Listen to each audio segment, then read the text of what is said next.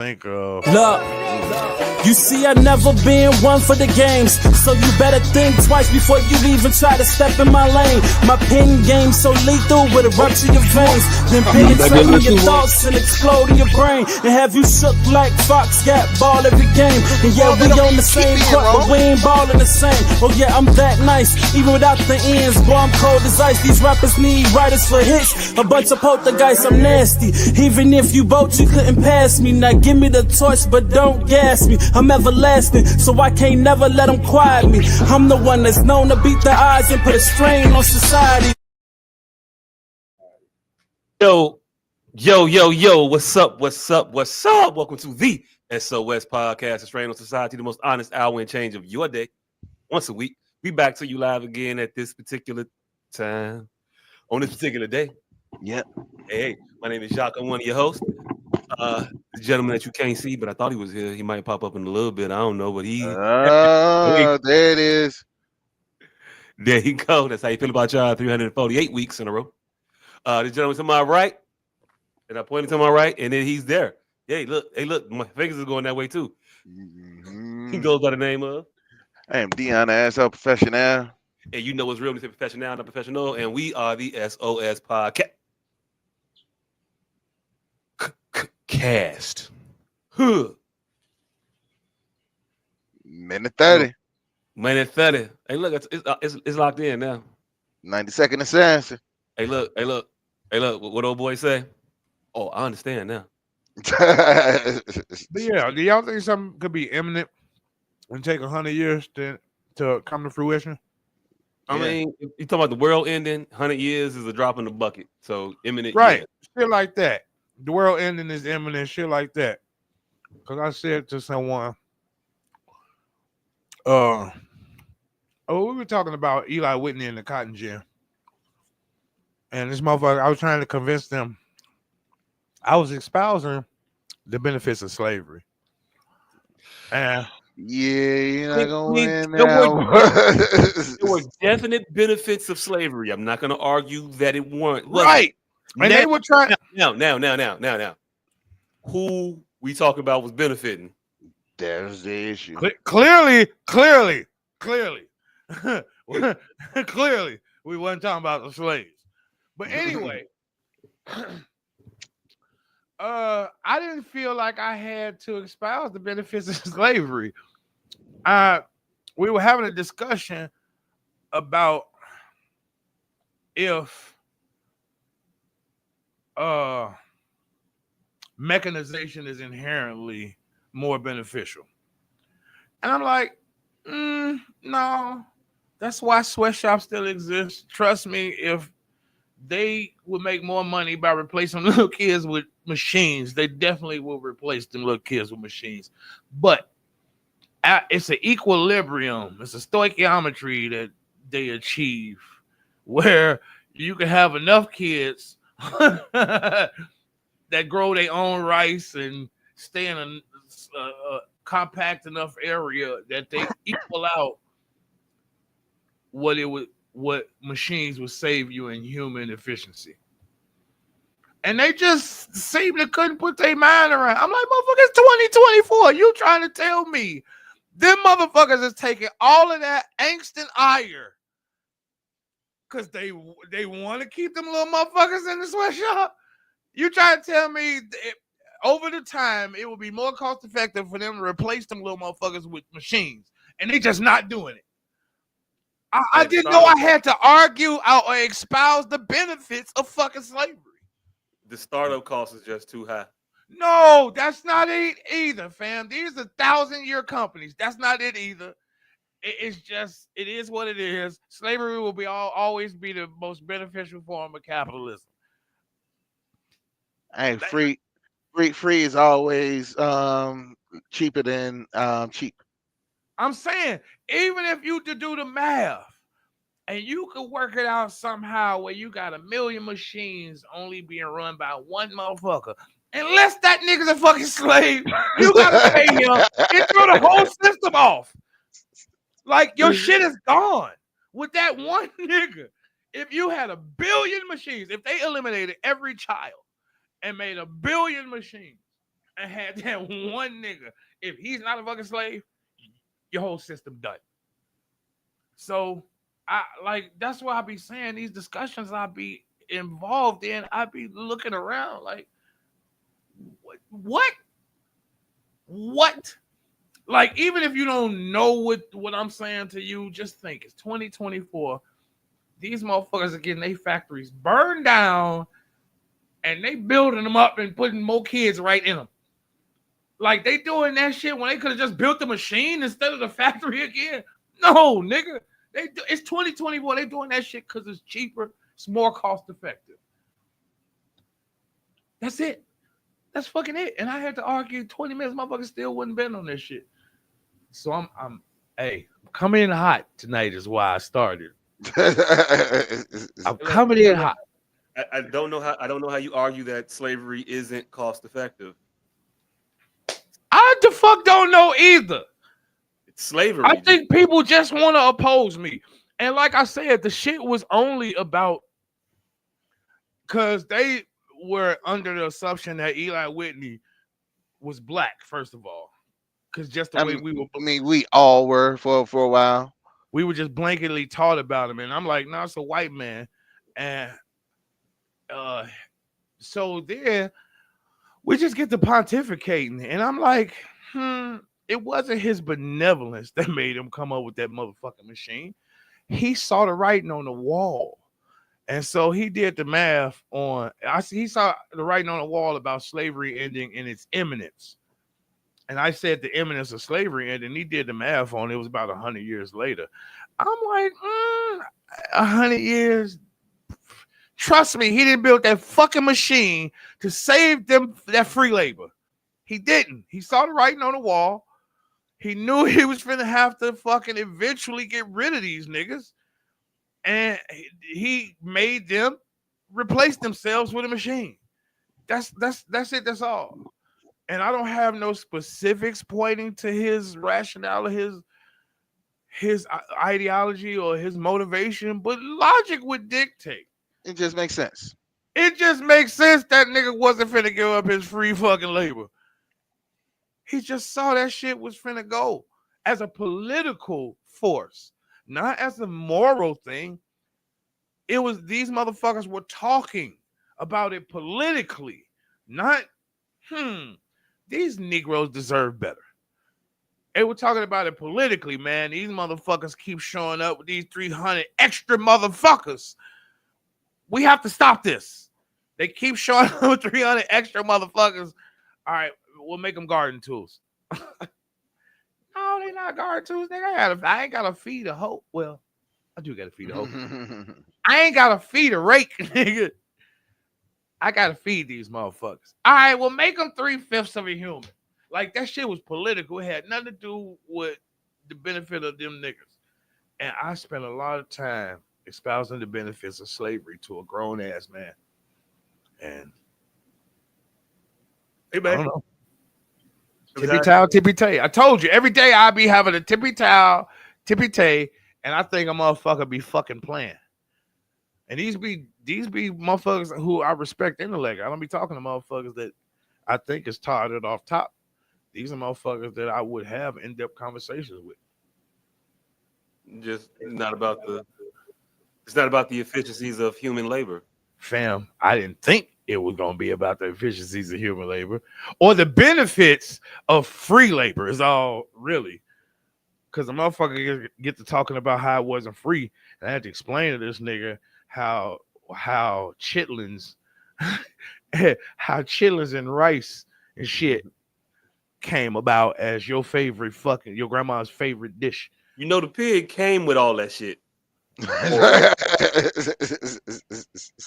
I wasn't gonna eat, but hey, look, if you knock yourself out, you can have the feet.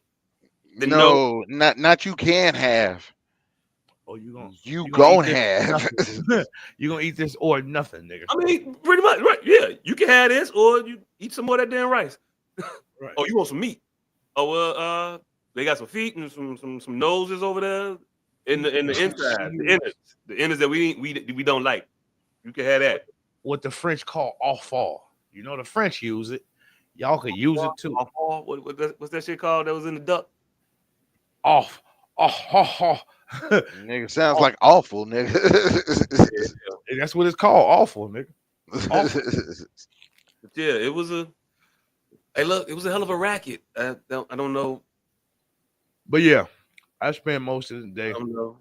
espousing the Glad it's benefits over of with. slavery. Glad I have to Yep. participate in that shit. Well, glad it's over with here. Because it still exists in the world. Yeah. Like we under the guise that it's over with for everybody, and it's not. Plenty of slaves still left. Hey, the funniest shit is we act like uh we act like it was normal to stop slavery. That shit was very avant-garde. Like motherfuckers thought about that shit like it was destined. No, nigga, we was the first motherfuckers. American slavery was the first time a motherfucker opposed slavery. You could call it destined. It was destined to end. No, the fuck it wasn't. It still ain't ended, nigga. I said It was largely. largely my ass. What happened was these crackers did a form of that shit no other place had seen before. And they was like, whoa, stop that shit. stop that shit, nigga. That chattel slavery, we didn't know. Hell no. Nigga, we all doing normal, regular slavery where it's a motherfucker who can't afford to live and we ain't making it no better for him and he could come work for free.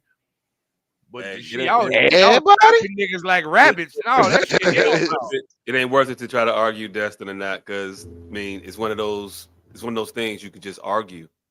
I mean, you say it was destiny because all things happen as they're supposed, and the arc bends toward justice and all that other extra shit.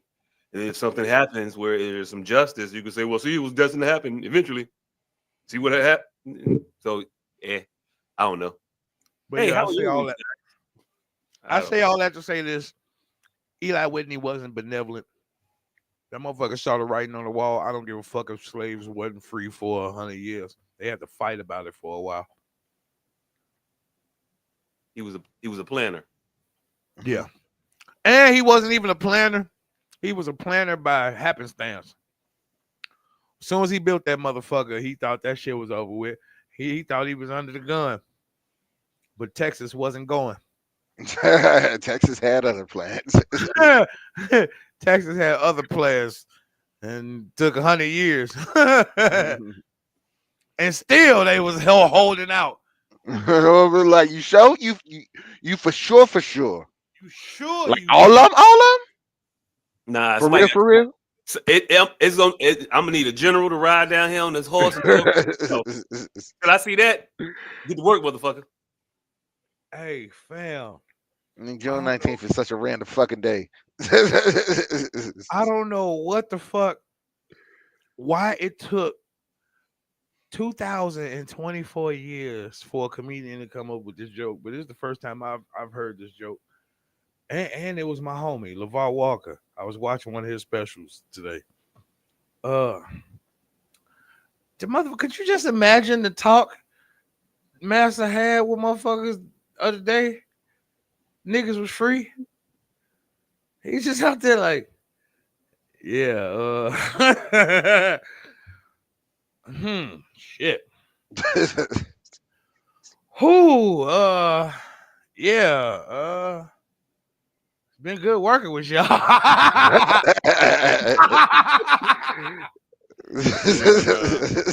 Nigga. I was sitting there like, yeah, how did that conversation go? Conversation. Hey, look. First of all, you tell them motherfuckers to get. They like, where, nigga? Go where? Where the fuck you want me to go?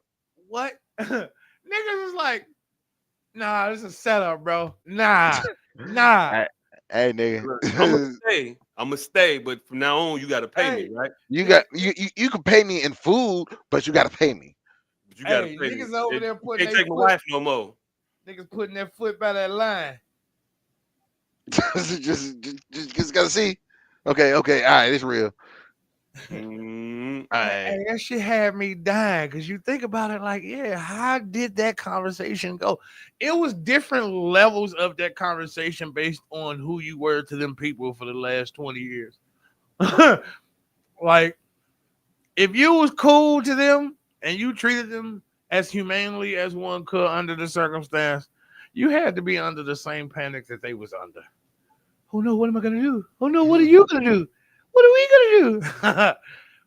well, But the average motherfucker they is got like, they got reparations though. damn, They went and said I had 100 heads. So honey. at $17 a head, I should. They went and cashed out. They compensated me. Hey, it's wild that we can't get reparations, but they did. Hey, wow, right? Almost like the motherfuckers was not really against each other. They just the end of slavery is more about competitive nature of individuals in the market. Ain't no Hey, way in hell you finna get all that. You making pillows for that, and I gotta. Oh hell no, no, cut that shit. No, Hey, I gotta pay these motherfuckers up here to sew this shit. You ain't gotta pay them motherfuckers to pick the cotton. No, fuck that. hey, how long do you think it would take us to give chickens a fair shake if for one day we just woke up and decided they deserve their independence? Like, how long will it take for us to get? Look, you can't even fathom giving the chicken a fair piece of the pie. Reparations, So plot of land. you saying just one day your chicken just pop up and be like, "Hey, yo, fam, let me just I just want to let you know, I know I've been able to know. Yeah. I've been knowing. Okay, you stop this plucking shit, please." Can you? Hey, man, we didn't land on Plymouth Rock. Yeah, one day chickens just woke up and decided. enough is Right. enough. Man, I asked this on my Facebook page one day, just driving on. So you pull up to a light, motherfucking chicken just sitting in the car next to you. Be some disrespectful shit. Chickens ain't shit but nuggets and breasts. Like disrespecting their own kind. And you sitting in the car next to them like these motherfuckers are idiots. You don't even deserve this. They don't even deserve. you should have been a 2-piece, nigga. I could have ate you a week ago. And now look at you. You're not even headed to be the best chicken you could be, nigga. You were here to listening to this disparaging ass Popeyes music and shit. Hey, you espousing all of the Yeah, he I'm is. trying to tell you. Exactly. Yeah, you sound a little woodland creature-ish. I'm trying to identify, brother. I'm trying to find a commonality. Cause again, how long would it take you to respect the chicken? Fam, it's gonna be a minute. It's gonna be a long time. It's gonna be a minute. It's gonna be a And minute. you don't necessarily hold chickens in low regard right now. It ain't like you like they can't date your daughter. Hey, look, you bring Dave Chappelle from Woo to my crib. This chicken fucking chicken nigga. The chicken nigga. Yeah, nah. Hey, look, man. It sounds like a good South Park episode. Sounds like some shit they would do. Yeah, some in South Park will somehow make it racist. South Park make everything racist, fam. Did you see this motherfucker from City Walk? I did not. You never saw the motherfucker from City Walk in South Park? Nah, honestly, I didn't. Wow. Don't watch South Park. You don't know what you Never missed. really been a fan. They I didn't had one. though. I got Paramount Plus because we got Walmart. We big ballers at Walmart now. You know what I'm saying? They do package. Yeah, the plus Yeah. people. Hey, look, it's what it is. But nah, the motherfuckers got all kinds of shit on there now. They got one on social media and children and that whole shit. They got another one on the healthcare industry and the whole Ozempic craze and all of the shit that happened with that. South Park be having the episodes, the social commentary that we be missing in our television. It's in South Park. They hit you with all the shit. It's like The Simpsons, but it means something. But it's also funny, and it's kids, and it's crass. But hey, they took down the multiverse and one of it called that shit the Panderverse. They said that shit was destroying the world. All the pandering. And I'm like, they're not wrong. South Park. Matt and whatever the other motherfucker name is. Trey. It is Trey. Matt and Trey Parker, but not Matt and Trey Parker. Yeah. Trey Matt Parker. Matt Stone, Trey Parker. Yeah. Yep. Hey, look. Things you didn't know you knew. Till you want to be on. Hey, I heard some shit funny as hell, right? Motherfucker was on Who Wants to Be a Millionaire, right? Won it. Soon as he won it, the producers was like, hey, yo, come here. We was watching the tape back, right? His Every wife. time he was giving an answer. His wife was coughing. Yo, his wife was coughing, and one of his boys was coughing. And both the motherfuckers were previous contestants.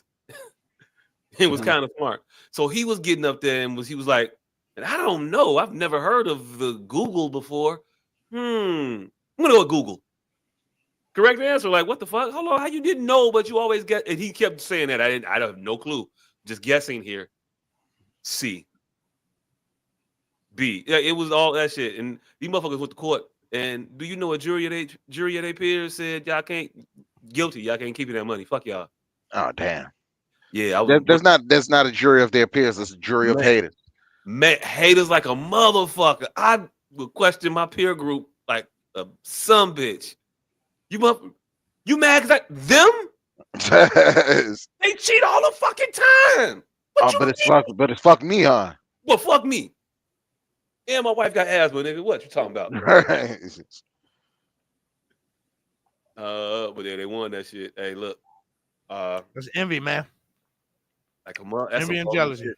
That's some bogus shit. Because they should have said, all right, cool. And then immediately signed up to go on Who Wants to Be a Millionaire and try to get their people in the audience. Mm-hmm. The fuck? You said I could poll the audience. You said I could poll the audience once. But you ain't say I couldn't do a single sample size every time. It wasn't in the rules. I don't know. Because who know if this bitch right or not? That hell, she might be dumb. I grew up watching shows where motherfuckers would look at the audience and say, what? Higher? Lower? Higher? Yeah. Lower? So what the fuck? Price is Right. Ain't nobody got kicked off The Price is Right ever. Damn.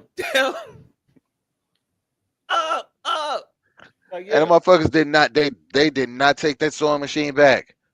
Hey, look, let you keep the sewing machine and that ugly ass Dodge Dart. Hey, it's one of the worst fucking cars ever. Nobody drove a Geo. Why y'all got all these Geos? That's why they got. Who told you this shit was fly? Who told you this shit was a prize, my nigga? And then the motherfucker audience get the when they fuck you over. Right.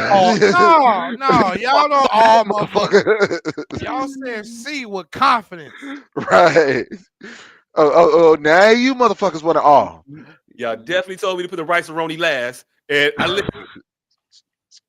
Now I'm out of my shit. I knew I should have put a third. Motherfucker, fuck y'all. Fuck each and every one of y'all. Wait till y'all get up there. Now I want somebody to do a skit where motherfucker go in the audience and start duking niggas. Motherfucker want the malice in the palace at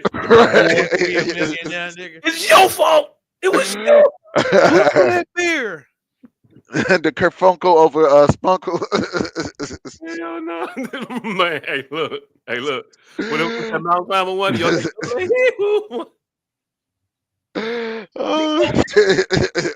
hit it here. What the shit? Oh shit, motherfuckers. Hey, why Key and Peele ain't do no shit like that? Where's the sketch comedy shows at now? I can start writing ideas too. They ain't got. Hey, the funniest shit is, though we are micro attention span now, do we have the attention? Is it attention span? I don't know. Do we have the fucking wit anymore to keep up with sketch comedy shows? Hey, look, I think we do. I just think the motherfuckers got horribly boring. Also, with this attention span shit, Hey, look, man. Motherfuckers used to have great big old attention spans because it wasn't shit to do but that. Of course, But that's what I'm. it's just this. But I got see, 700 channels. I got When I only options now. had 4 channels, yeah. Hey, look, attention span like a motherfucker. right. Now a commercial break is death for your show. I'm not. If I get to surfing, nigga, it's over with. I'm never But that's what I'm coming back. saying. But that's what I'm saying. It's like, uh, time is relative. So we thinking shits be longer than it is. So them sketches be 5 minutes. A 5 minute video these days is called long form. Sketch by definition was a short form of something. Sketch, all of that shit was short form of something. We used to consider that, but 5 minutes is a long form.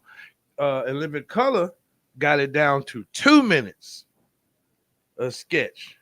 And we wasn't paying attention to that shit. Them shit seem a lot longer than 2 minutes, don't they? Hey, look, fam, we was paying attention to it until it got unfunny. I mean, they just always seem a lot longer than 2 minutes, but they weren't never Yeah, longer than 2 minutes. I because didn't it know. would be 2 or 3 skits between commercials. Right. Mhm. But I say all that to say this, that we living in a post-Vine 6 second era. 10 second, when 10 second views or engagement or whatever they call that shit is like the marker. Yeah, Motherfuckers just want you there for 10 seconds. 10 seconds. Hey, it but now counts as they a view. are they stretching shit out now because they making the reels be longer now. Ain't them shit's like a minute, 2 minutes now? Like they going up in the duration now. Yeah, they're going up, but it's considered a shorter period of time is considered a longer modicum of time. Like 5 minutes is considered long form video. So you got to think of the mindset that's considering 5 minutes long form. Think of the mindset that considers 3 sentences. I'm not reading all of that. Like, so even though we are appear to be inching forward, it's that old joke of Patrice O'Neal, how Nike got you accustomed to $80 sneakers. It's because one day you just woke up, the motherfuckers was 120. They were $40. Then you woke up one day, they was 120. Everybody, and then he brought them down to 80. He was like, whoo! He was like, motherfucker, they were just $40. Mhm. I think the reverse is happening with attention span. Like we in that post Vine era where we are thinking shit is longer than it really is. But by look, motherfuckers done with this conversation already. It's like a minute and 30 seconds in. Like I feel like I've been talking far too long about this shit. It's just attention spans are molded differently. So even though they are inching towards longer form to now standard, it isn't a longer form, is what I'm saying. 3 minutes ain't long. I'm Ask any woman. with you with three. Well, shit, it's a heavy round. Heavyweight one round bout. Mike Tyson won several belts in under 3 minutes. Mike Mhm. Tyson But punch grown men. I don't think you want to punch grown men. and I'm just saying, long time's a long time, depending on what you're doing. Mhm. Hey, strong 3 minutes. Don't be denigrating 3 minutes, nigga. Maybe even 4. Hey, look, maybe 2.5. Shit, 3 minutes is a long time. 2.5 is good. What you talking about? Hey, Right? I discovered a different form of delusion today You too. go back on. I discovered a different form of delusion today too. Uh, Motherfuckers know all they pictures is catfish, but they will still look at your picture like it's not. Like that shit is crazy to me. And it's like it's more and more people you look at don't look like they pictures, but people still inundate themselves in the world as if the picture you just posted was real. Looking good. I'm glad you finally changed. Motherfucker told me I to cut my hair and all type of shit simply because of the angle of the picture. But every angle that they post is some illusion, some trick, some everything. So why are we all? Why don't we ever come out of the delusion and I judge don't know if things it's, I don't know as if they it's, are? I don't know if it's delusion or just perception at the moment. I mean, shit. I mean, delusion means that you know something could be amiss and you still act as if it's not. That's the delusion. You Yeah. come from a world where 90% of these photos are fake. So it will behoove you to treat them all as if they are in some way, shape, or form adulterated, whether it be a filter, angle, whatever. So you can't tell nobody they look good no more because it's probably a filter. Comparatively, yes. No, you can't. You have to be honest and say, Your filter look good. I like this photograph, but the things that it looks like you have changed in this photograph, you probably didn't change. So Mm. me complimenting you on your weight loss and this and that when you just it's because you held the camera like this is what I'm saying.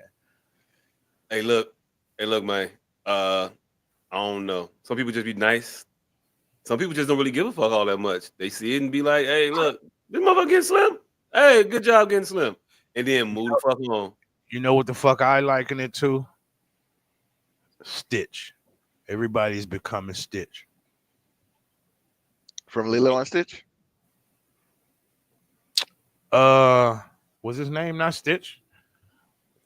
Joey Pantaleon I don't in the know. Matrix. Oh, The nigga that won it back in. He wanted back into the Matrix. I think everybody's aware they're in the Matrix. They just like the way the steak tastes. I think Stitch, that's Cypher, one of them. I don't know. I can't. I know Neo and Trinity. Cypher was the little young roach And nigga. Morpheus. Yeah, that was Cypher. Yep. Hey, look, I'm not assigning. But yeah, that man. nigga. I think everybody just knows the Matrix exists and they like the way steak tastes and they just want to be blind. And they would rather be blind and they're just going about it like they don't see the ones and zeros. Mm, That's what I I just think some shit is just not as significant as it is made out to be. Like, I don't know if they're putting that much thought into it. It's just some passing shit. And, but look, that's my point. They aren't putting much thought into it. They have resided themselves to be inside of the Matrix, and they're just signaling. They're just going through the motions. You look good. That's my point, nigga. They're in delusion. They're but, nobody. but does the photo look good? Is it necessary to say you look good in this picture? Yes, the photo does look good inside of the Matrix. So does the steak. But if you know the steak is fake, what are you complimenting? If I can touch it and taste it, my compliments to the chef. All right, I'm moving on, goddammit, because clearly you didn't understand the point of the Matrix. Like, look, you talking to a motherfucker that want to get into the Matrix. I'm cool with the Matrix, man. I'm going to tell you. Right. I'm okay with the fake steak if it tastes right. If it tastes like a real steak. But right now I'm acknowledging that everybody at this point should know the steak is fake, is all I'm saying. And so I find it kind of quirky. Stitch knew the steak was fake also. He said That's it. why I just called everybody Stitch. I know, That's why I'm not disagreeing that they Stitch, fam. yeah, that's I'm why I not did. disagreeing with that. I'm saying that it's kind of okay to be Stitch. I'm just commenting to the quirkiness of it. It's rather quirky. Quirky, cool. I'm just justifying the acceptance of the perceived reality. Hey, look, you talking to a motherfucker who eat the non-flavored Greek yogurt. It's disgusting. I know it's disgusting, but it's at the highest protein count than the other ones. It's 17 grams. The other shit is 11, 12, 14, whatever. So I eat that one. Nigga, I'm does those only 3 trying to grams? protein. Huh? Does those 3 grams really make a difference? Is it really Hey, worth look, it? I don't know. I don't know how much of a difference a 3 Nigga grams could eat make. regular yogurt. That nigga could eat regular yogurt and a handful of walnuts to get the same motherfucking effect. But he gonna eat the disgusting shit. But I'm gonna need to discuss. Yes, The Matrix. The Matrix. We don't buy the strawberry one no more. Well, I think she might have bought it one last. I don't know, but typically it's just the plain one now. It's 17 grams. Oh shit, this is the one now. She told me. She told me when I bought the motherfucker. You know that shit's disgusting, right? Said I don't care. I'm gonna just eat this shit anyway. I'm eating it for a purpose. I ain't eating it to taste it. Took it Hey, to motherfucker told me that about coffee. school that morning. Bit into that shit. It said, "Oh my, what the fuck?"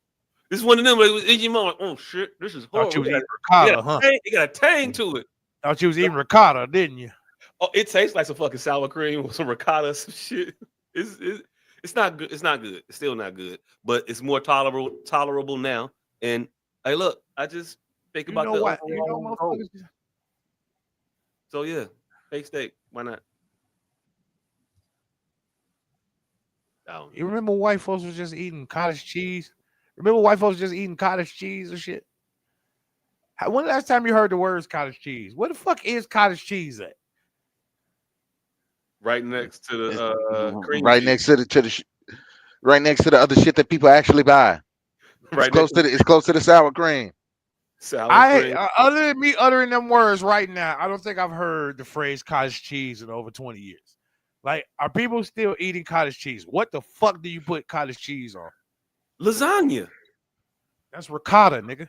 You use cottage cheese too. Ricotta, cottage, mozzarella. Oh, see, you fancy, nigga. Hey, look, what you want me to tell you, fam? That was my mama dish. I don't know why she was putting ricotta and cottage cheese on. It's the same fucking shit. See, there's them niggas that think that had 12 cheese. That's their little secret. She's one of the motherfuckers that's putting Lipton soup mix on the motherfucking hamburgers and thought she was killing it. And she just switched up to the Hidden Valley Ranch packets now. Hey, look, but if the shit's better, it's better. I don't know what the reason. Hey, look, I had another auntie. That started at Country Club Hills. Them niggas moved out to Country Club Hills, started putting Lipton soup packets in their motherfucking burgers, and brought that shit to the inner city like they was killing it. Like they was so much better than everybody else. So they weren't killing it though. So you ain't like the Lipton soup packet burgers? Yes, I love the Lipton soup real burgers. Everybody did, but that don't make you better than us. And then hold on. I mean, it makes you a better burger maker.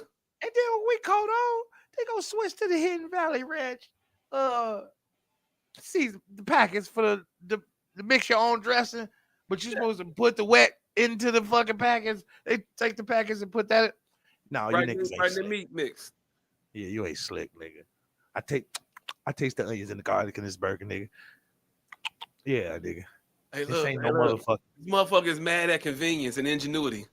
I remember when niggas tried to pass off the Sweet Baby Ray's when it wasn't not well known, open pit and motherfucking what was the two?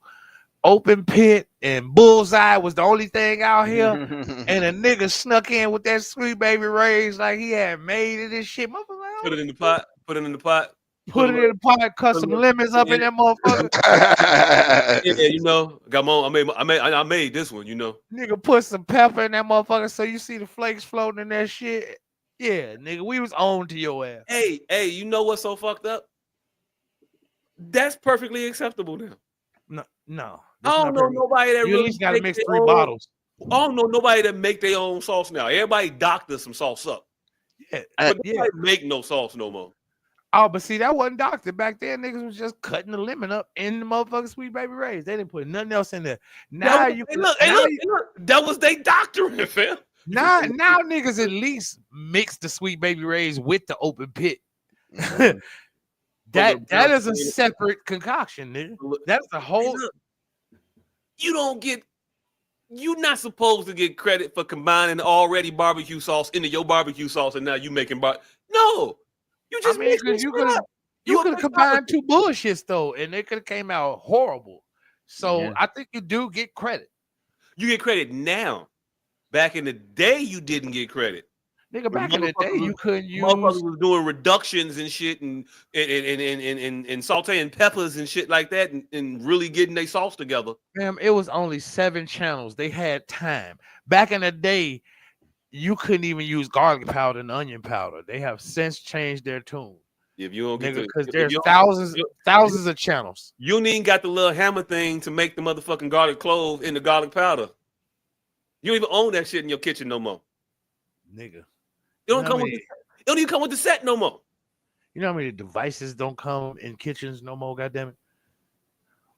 Last When last time you seen a whisk that you didn't have to go hunting to buy out? Hey, look, we got whisk though. Yeah, you went and bought that motherfucker. You went and hunted for that motherfucker and bought that. It wasn't just out with the regular shit. It was not as a part of a pack. You used to get a whole set of cooking utensils with a pot and pan set. With the pot and pan set, nigga. Now it's two things that you got to go looking for yourself now: a whisk and a ladle. They didn't give you all the lids for the pots no more. Oh yeah, one of them lids got to go for 3 pots, and that's how they cut back. Yeah, 1 lid, 3 pots. You want to use that skillet and that boiler? Add it up, nah. Yeah, you better simmer separately, nigga. Fuck. Add a motherfucker up. You better. Here's your only hope is that you only got to use 2 of them pots. That way you can flip the skillet over on the other pot. So you put the lid on one pot and then flip the skillet over on the other pot. You invariably have 2 lids at that point. But that's the only way. Anything other than that, you out of there. So yeah, ladles and whisks, nigga, those are separate purchases nowadays. Mm-hmm. Yep. Knife sharpeners. Yeah. Hey, look. They used to come in the block. Now they don't. You ain't know what to do with that long ass stick. That was just some shit you used to go in the house flinging at motherfuckers. I just broke one the other day. A sword fight thing you can use. Nigga, I just broke one the other day beating on some shit. Hey, look. You broke it. You know that was a new one because the old ones used to break everything you touched with them. The old ones was one solid piece, nigga. These new ones is composite. Steel. I could imagine the inferiority of the build. I remember the motherfuckers used to have some weight. There was a weapon. You hit a cousin with that shit, they got a knot, fam. Yeah. You would take that outside in a street fight back in the day. If that was all you had access. That's all you had, you could grab it. But now you on some fight shit, on some play shit though. Accidentally hit a motherfucker with it, it's a wrap. Oh yeah, I fucking plenty of cousins up with them motherfuckers. You definitely getting in trouble. Ain't enough. Don't tell mama. Ain't enough of that. Where they fucked up at, right, was putting a hilt on that motherfucker, and it was silent. And then Ninja Turtles came out. Yeah. It was a wrap. I was Teenage Mutant. I was all around the house with that motherfucker. Teenage Mutant. It looked just like Raphael Sai. Mm-hmm. You're in a half shell. Turn about. So yeah, that was my week. Cussing about slavery, reminiscing about Stitch and the Matrix, and more doctor's appointments and shit. I got a doctor's appointment on Christmas Eve. Like, who dedicated? You can get nothing to do, nigga. Shit. I just think about how much unionized workers make on holidays. I'm like, God damn, this doctor's appointment. I'll wait. I'll wait. Y'all not finna time and a half me, goddamn it. Hey, be fucked up. Don't even get time and a half. You know, Christmas Eve don't really start until about 6:30. So after third shift, forget the holiday pay rate. First shift definitely not. Second shift, you're gonna get it for like 2 hours. 3 to 11, you got a little bit of change coming your way. $2. 273 niggas is out of there. Oh, it's a wrap for you. Said you get off early enough to go to all your Christmas wrapping. Right. You still got time to go to the store, nigga. Right. Got it. I found these motherfucking tips called the Benji filter tips. Right? And these motherfuckers just come with $100 bill papers. Hey, the papers is $100 bills. So essentially, they got me to pay $5 for a pack of rolling papers. A pack of rolling papers in the style of Benjamin Franklin's. But they did come with these little glass filters, reusable glass filters. So I'm convincing myself that's what I really paid for was these 3 glass filters. $2 a piece for these motherfuckers, and got the I mean, how 30. many papers come in the pack? How many papers usually come in the pack? 50. No. How many papers came in this pack? 30. 30. Yeah, they decorative, so you paying for the fashion. Paying at a premium, but I still like to think that I paid for these 3 filter tips because they all different shapes and sizes. One of them is fluted, one of them is like They giving out filters like earbud, the little earbud tip things. Yeah, look. Matter of fact, I don't even have to take them out because they got a diagram on the box. Like this box, man, capitalism is a motherfucker. This shit is so much glass, paper, packing all this shit for $6 shipped and all of that shit. I'll be damned if they sell me some shit and tell me material costs of something similar size for $20, $30. But yeah, three different shapes and sizes. Mm-hmm. For all your mouth hole needs, I guess. Yeah, for all your smoking needs, it creates different vortexes, creates a different high with the same marijuana. Kind of, yeah. I'm at that point where I don't have shit else better to do than buy cool, cute shit at my local dispensaries.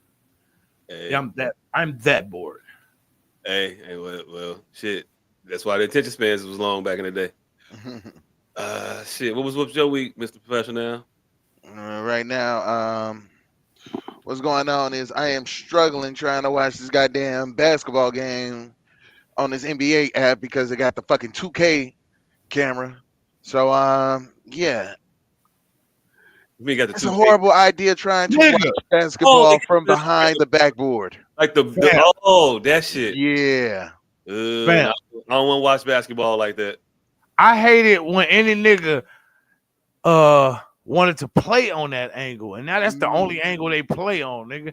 Remember when we first started playing basketball games on fucking systems? It was always fucking silent. No, it was called broadcast. Broadcast view, yeah. Always broadcast view how you saw it on TV. Double it dribble. Was somewhere around like 2005, 2006 when niggas wanted to, when Dreamcast turned into whatever it turned into, PlayStation or whatever, and niggas tried to fucking go from live to 2K. No, hey, you know what it was? It was that run and gun. Hey, it was a running gun. I ain't gonna hold you. I like playing. I like the view behind the backboard. I like to be behind the player. Pause. I get my moves off better. Pause. Niggas talk about I just want to see the whole court. Shut up. Yeah, I mean it was a better view for playing. Man, you know where the nigga going? He going to the wing. You don't need to see that little bit of court, nigga. I need court vision. I need right. When you gaming at an advanced level, you need all the advancements you can get. No, hell no. I just need them not to have that stupid ass. If you over there, you step on the line shit. Just put a code in there that knows I can't see that corner of the court. Nah. So when I pass it over there, he don't do some old. That's the point. Look, went out of bounds. Oh shit. Yeah. No, nigga, put the code. Player literally cannot see. Play basketball with the same shit they use for the bowling with the little kids. No, I want to use the same shit. And shit. I want to use the same shit the computer be using to get off the unbelievable ass passes. It's just a code, motherfucker. If they could get it off on me, they should get it off on their goddamn self. Remarkable shit. Nigga, have you ever noticed that you'll be killing a motherfucking game until you put it up higher? That's just the game making your shit miss. Nigga, that ain't you got worse at the game. That's the game. The tolerance is tighter. The code saying no. The tolerances get tighter the higher up in skill level you go. So beginner, you can hold that motherfucking shoot button for as long as you feel like that shit dropping. It don't matter. Now, if you own expert, well, I don't even know what they call them now. 2013 Hall of Fame. Hey, you on the pro level, Hall of Fame, nigga. Hall of Fame level. The tolerance is minuscule. It don't allow you to be off by a millisecond. Fam, this is Also, what if I you want. running into a shot and fuck it up, like it give you. I This is like this what I shit. want to tell you. This is what I want to tell you about the human condition. Right? We got this little thing called muscle memory. After a while, your body gonna do something to the exact millisecond. So here's something that you don't know about them games. It's algorithmic, mathematically programmed postulation. They tell you it's based on you, but it isn't. It's based on uh probability that Semi, they put that yeah, they put in simulation. there. You sound like one of the motherfuckers that be say the game be cheating. No, it don't be cheating. It's literally the program. It's literally programmed. It ain't got nothing to do with you. Because I guarantee you, if somebody put you, the person, in some type of vacuum chamber where you just running and gunning under no duress and you just flicking that button and you timing that button, after about 3 days, I guarantee your body do it to the exact millisecond. Yeah. With it. So what I'm saying is that negligible point that you think it exists, I don't think it exists. I think it is purely mathematical. A plus B. He's going to miss this shot 4 out of 10 times. I don't give a fuck if you hit it directly on the millisecond to the millisecond. 4 out of 10 times now, because it is harder, is placed up harder. I don't give a fuck if it's to the millisecond. Now they telling you doing this or that. I don't believe that. I think you busting it right on the millisecond out of muscle memory. But the numbers dictate that you're only gonna hit that shit 4 out of 10 times, regardless. Well, the meter moves faster and shit. Like I don't know, man. I think it. I Ray think. Charles. All right, let me say Ray Charles.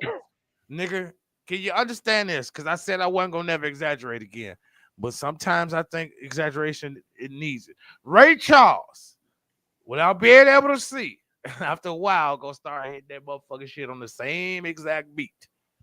Right. just because of how muscles work. Right. So There are some motherfuckers that are really, really good. There are some motherfuckers that are not. Like if I was to shoot threes with a certain player on the game, might miss him. Other motherfuckers say I could take Brandon Roy, kill motherfuckers. you know what? Yeah. Other motherfuckers can't get off. It's moot. It's moot.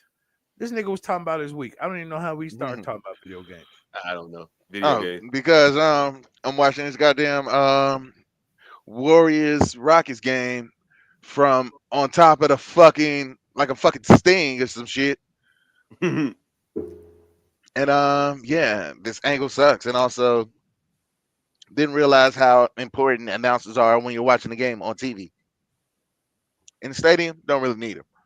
But watching this shit here, yeah, kinda kinda need a little bit and a little bit of background on what's going on. A little bit of who did what just now. Yeah. I think if I gotta sit through commercials, I should be able to hear somebody telling me what's going on. Everybody except Stacey King. He need to shut the Yeah. fuck up forever. Damn. Yeah, Stacey King is a very bad announcer. But he announces for a very bad team. Hey, So there's that. hey. I just remember him when Derrick Rose was there, and that motherfucker was dunking on people. I thought Stacey King was cool. Sir, did you not get the memo? That is Derrick Rose. He can fly. Well, yeah, I guess it is. You know what? That is a good point. He's overly enthusiastic for a 30-52 team. Yeah, but when the motherfuckers is they got 50 up under their belt right about now. I think everybody doing better. their best iteration of James Brown, and they all failing horribly. Stephen A. the worst. I couldn't listen to Stephen A. do color commentary. Absolutely not. All of that shit, I think, comes from James Brown doing his best version of Marv Albert. Hey, look, how that work? That's what I'm saying. A copy of a copy is distorted. You said James Brown doing his best impersonation of Marv Albert. Yeah, Marv Albert was doing his best impersonation of all them. When you say James Brown, you ain't talking about the Godfather of Soul, James Brown. You talking about the Nigga. motherfucker with the box cut? Yeah. that We talking about sports commentators, I thought. Yeah. Yeah. So you talking about that? I didn't know you knew that motherfucker. The Well, the NFL. fact that we were talking about sports commentators, motherfucker. Yeah, but you said James Brown, and automatically just thought you were talking about the singer James Brown, not the sports commentator James Brown. My bad. I put you in the box, G. It was my fault. I know everything about Chicago, sir. Anything got to do with Chicago, I know about. That nigga from Chicago? No, but he commentated for the Bears. I ain't know he did. It might have just been whatever games every Sunday, but I know that motherfucker James Brown was comment. He was the motherfucker I commentating thought for he the was Bears in on the Fox studio. for a long ass I time. thought he was in the studio, motherfucker, not in the booth, motherfucker. Okay. Analyst, commentator, whatever you want to put him, You know, motherfucker. they got the motherfuckers that call the game that be with like the Joe Buck, Troy Aikman. That nigga was there every Sunday. Whatever his facilitation was, motherfucker. Yeah, he was there with JB, Terry, and Howie. Yeah. Terry Bradshaw, James Brown, and Howie. I always want to say Mandel, but Howie the Long. other Howie Long. Howie Long. But yeah, that James Brown, that nigga was the first motherfucker of this ilk. Matter of fact, where do we put John Madden at? Was he the first motherfucker of this ilk? Mm-hmm.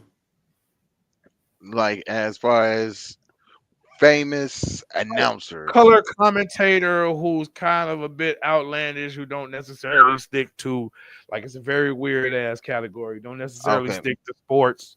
Like Yep, that is definitely Madden. he's current event. He is a current event himself. Like You had Harry Carey back in the day. Yeah. Yeah. Harry Carey. He is kind of the That grandfather. motherfucker. He was can talk kind about of anything. yeah. Harry Carey. I remember one guess. time with me and former Mr. Daly, we were running some whores back in. Yeah, I think you nailed it. You should say that. Yeah. What do you mean? Harry I can't Carey is say the it? Godfather. It's back when motherfuckers used to be able to drink at the job for real. He used to be. What do you fucked mean? up. I can't say motherfucker. What are you talking about? I'm talking about me and Alphonse right now. What do you mean? Him and the father from Growing Pains. I mean, not Growing Pains. God damn. Him and the father from Mr. Belvedere. Oh, that motherfucker. That Bob nigga was a hell of a commentator too. Bob Euchre, Jed Bob Euchre. Euchre, yeah. Bob Euchre, okay. He was a hell of a commentator too. Hey, look, Sir, I didn't know he was a real commentator. Yeah, I just thought he was the nigga from Major League. I thought he was no, nigga. That nigga was a real baseball player. I found out later, yeah, but he real baseball player, real commentator. at the time, I was like, wait, he do that for real? He get that from the movie? Nigga. The only motherfucker that fake that is fucking Rob Schneider, but fuck Rob Schneider. I mean, yeah, definitely fuck Rob Schneider. He done turned around to be racist as hell. Hey, yo, look, back to your week you again, said nigga. turned around. He could have been that the whole time. Yeah, back to your horrible broadcast experience. Yeah, that's what I'm dealing with right now. There was some other shit, but I don't quite recall at this time. So yeah, I guess that's pretty much my week. Just been working. This whole commuting to work shit sucks. Not a fan. Keep going outside. It's a little travel adjustment you got to do, huh? Yeah. You just wake up, roll over, and be at work.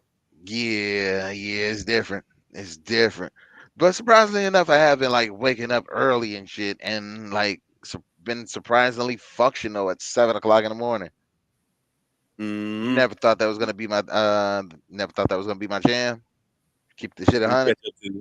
Your adrenaline going right now. It'll catch up to you. Don't worry about it. You soon gonna loathe waking up and having to go outside to the bitter cold. Oh yeah, I mean, the worst fucking possible time. Yeah, definitely. definitely. But like it's not even that I loathe going out in the cold. It's just I'm up and I'm doing shit. It feels weird. I don't know. Glad I ain't gotta like do this shit for too much longer. Mm-hmm. Be going into the office. I mean, I actually like the motherfuckers that I work with. It's surprising. Because you got to outdate. That's why. Yeah, yeah. I You got, love them because you got to outdate. I get to tell all of the ridiculous shit that comes across my brain. Like about me deciding that me figuring that I've seen myself probably between 10 to 11 times. Like one version of me has seen another version of me 10 to 11 times. I feel like 7 out of the 10 of them probably think this version of me is poor compared to that version of me. The other 3 think that I got it made. So to the 7 of y'all that think that I'm poor, it's not that bad. I mean, I may not be as rich as you are in the multiverse, but got a lot of other shit that's way better. So suck a dick, multiverse me. Hey, look, Keep your how you bullshit gonna judging tell to yourself. how you gonna tell your multiverse you to suck your dick? First of Tell all, mo- I don't know if that counts as incest or not. yeah, do I have to pause that? Right. I don't even know. I don't know. But Yeah, I yeah. got a little distracted. I got a notification. Parker McKenna posted a new thing on Instagram. Who? I'm gonna be judged, and this is not the we listening but don't judge segment of the show. So Oh, I'd rather not absolutely the say it. fuck not. And That also, does you not motherfuckers exist amongst judge. us. Okay. But, Parker McKenna is a celebrity.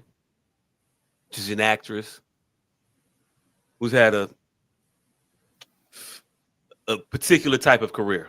She got her start. Ah, She got her start on a TV show called My Wife and Kids, and she played Baby Girl. mm-hmm. She's no longer Baby Girl. She's no. Oh.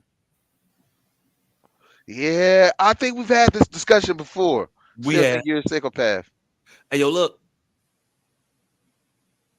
you don't follow on Instagram? Nah, I don't. That Yeah, baby is a baby. that baby ain't no baby. That baby had a baby. The baby out here. It don't matter if that baby had a baby. That baby was a baby when I met her, and therefore that baby will forever be a baby. Hey yo, look, I never met her. I ain't even watched My Wife and Kids all that much. I, I did, and she was a baby when you was grown. When you was grown when you seen her for the first time. Hey yo, Therefore, look, off limits. man. Call it what you want. I call it wrong. It might be. I might be a dirty old man at this point, but I follow Parker McKenna on Instagram. I don't know what to tell you. She's a good follow. I was trying to look up the motherfucking messages I send to us on Instagram all the time that nobody reads because ain't nobody taking messages from that get sent to our page from Instagram. I actually got logged out of our Instagram page. I need to figure out how I can get back in. Just put the password in. I'll send it to you. But if you logged into your Facebook, it should log you to the Instagram from here. On I that, would if you think. got your Facebook link to the SOS out, yeah, Yeah, you I have to thought have it so all too. linked. And at some point I did, but at this point I don't. Mm-hmm. Now, but how was my week? My week was cool. I had a Hey nigga, birthday. hey nigga, how was your week? I had a birthday. Oh shit, yes, yes You don't indeed. have a birthday. We We told you we your had birthday. I had a we birthday. had Tay Day. Rest in peace, Tay. We Rest in had We peace, Tay. told you you no longer have a birthday until And further notice. I told y'all, yeah, I'm reclaiming my time. I did not really. I didn't really do shit at the parental units over and the in-law parental units over, and a couple cousins and an aunt and an uncle, and we drank, and pretty much it. That's how my birthdays be. I just drink and then get older. it. That be what it is. I drink, get older. But I went to my one of my guys. His birthday is shit Today, nigga. yesterday. Oh shit. Yeah, I You can't fucked up. even. Yeah. I fucked up. I It's fucked all up. right. You still in what? Nah, because he Hey, came look. and kicked it with you on your birthday. Hey, look. You He no, he can't. didn't. No, he didn't come kick with me on my birthday. But he said happy birthday to me on my birthday. Well, you can Well, drop a belated on the nigga. I can't. But also, I went to his birthday party on Saturday, so Oh nah. Yeah, you cool. there was also that. Also, I was late as hell to his How in birthday. the fuck did they lose? They suck. Who lost? The Rockets or the Warriors? The Warriors. The Warriors was up six with a minute to go. I Lost. I'm sitting here talking to y'all niggas, Hey, and then I shit. look up at the goddamn score. It say 91-90 final. Hey, So look. god Shout out damn to it, I needed NBA. more points. Shout out to NBA Doku. I'm rooting for that. I'm rooting for you, brother. I don't even fuck with Houston, but rooting for you. You got a raw deal. That nigga in particular. That in Hey, particular him. But Yeah. so I went to his birthday. I realized that your friends don't respect your time. This motherfucker invited us to his crib and he put on the invitation 1 to 6. I ain't get there till 5:30. it didn't start to 6. He told you one.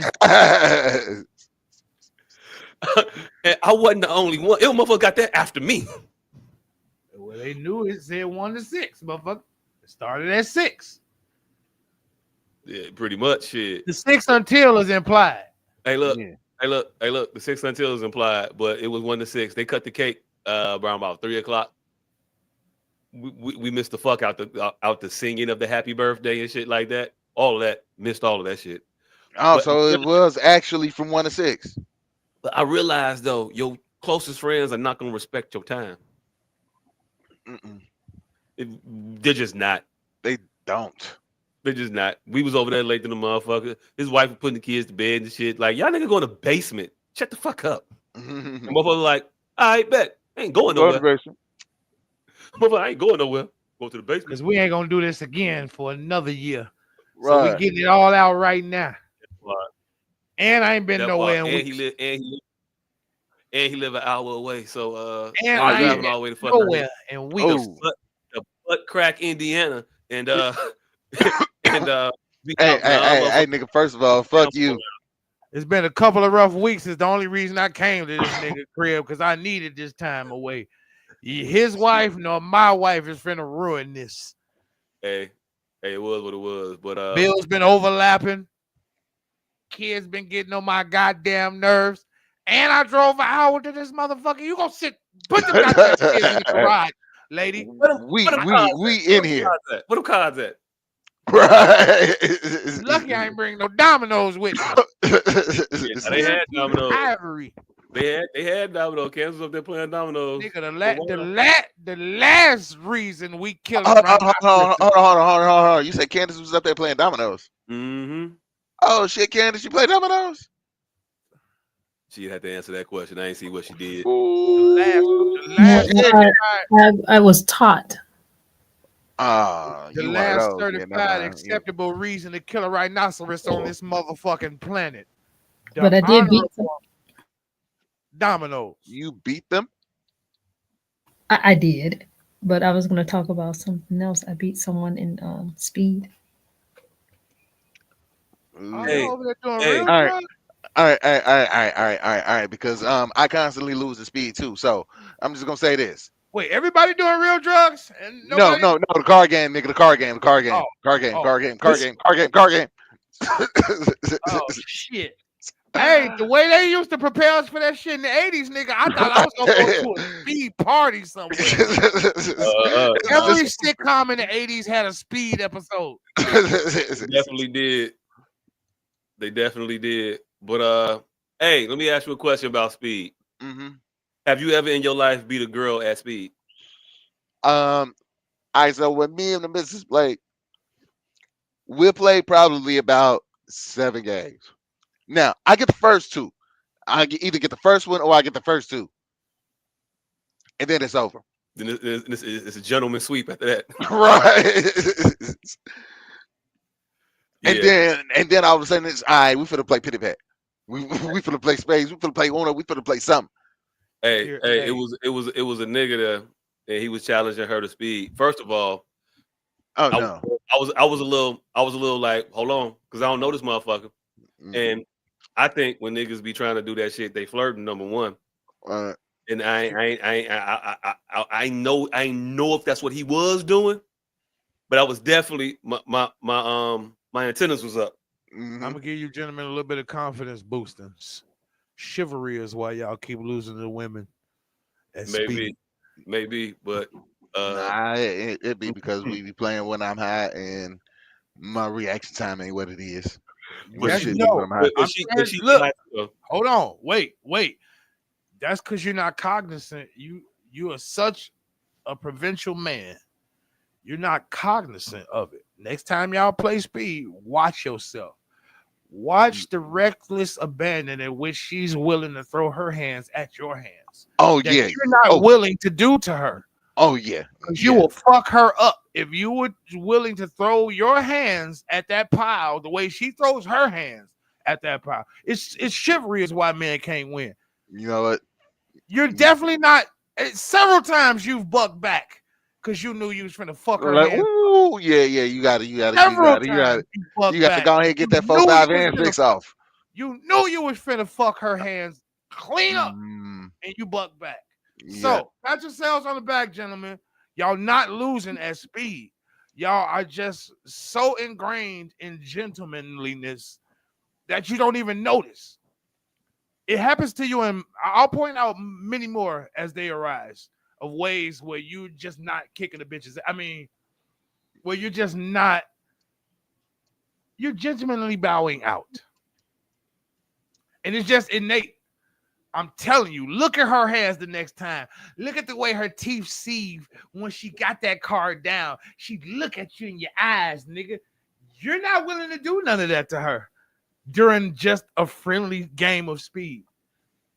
She is really in her mind fucking you over for some shit you said last week. Like, this is her time to shine. She thinks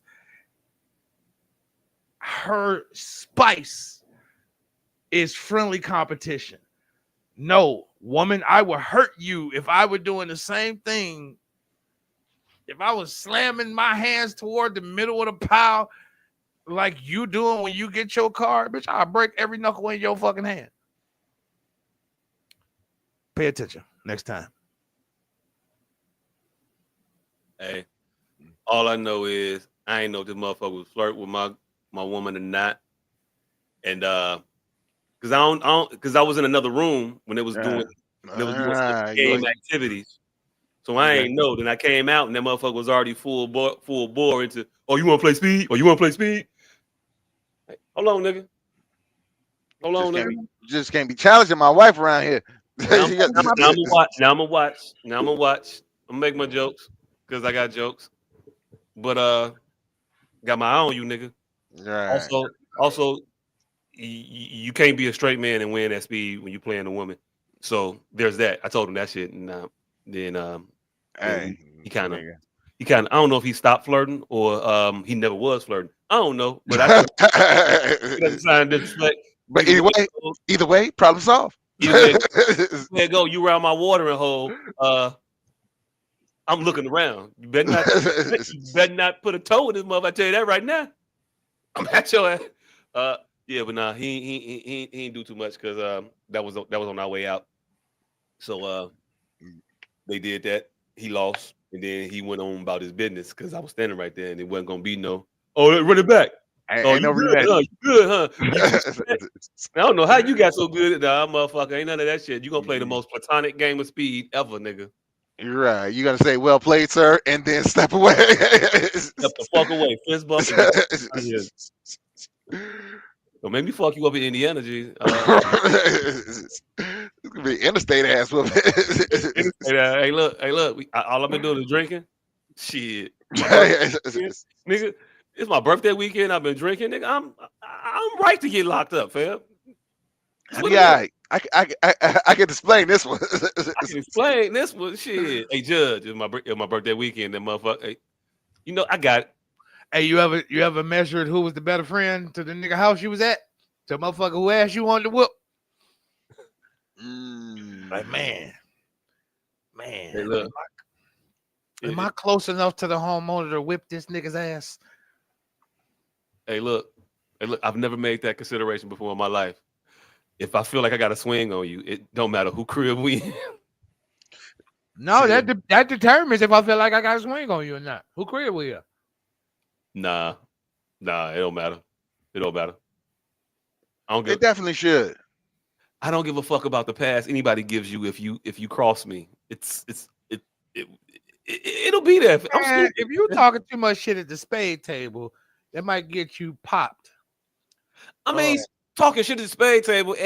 I'm talking about It'll get you motherfuckers. punched in the I'm talking right about house. my woman. No, that's what I'm talking saying. about that. I'm just speaking in general. Oh, in general, I mean, most shit wouldn't Yeah. move me to no fight. No, hell, look, shit. But that I won't will be to a definitely fight. be all my life. Every night I got to prove my love. I will. Hey, nigga, depending on who crib is fight. If fighting is allowed, goddamn it, I might bug up. Goddamn it, at the right. I might bug up at the right joke. It's a fighting house. That motherfucker. If this is a fight, if this is a fight friendly place. Man, That chair in the corner broke right there. fam, if you in a fight, you ain't never been in a fight friendly environment, and you just like, hey, I can get one off, like one of the guys' basements or something. Hey, Like an unfinished basement with concrete and steel poles everywhere. Y'all just down there smoking. It's like Thanksgiving or something.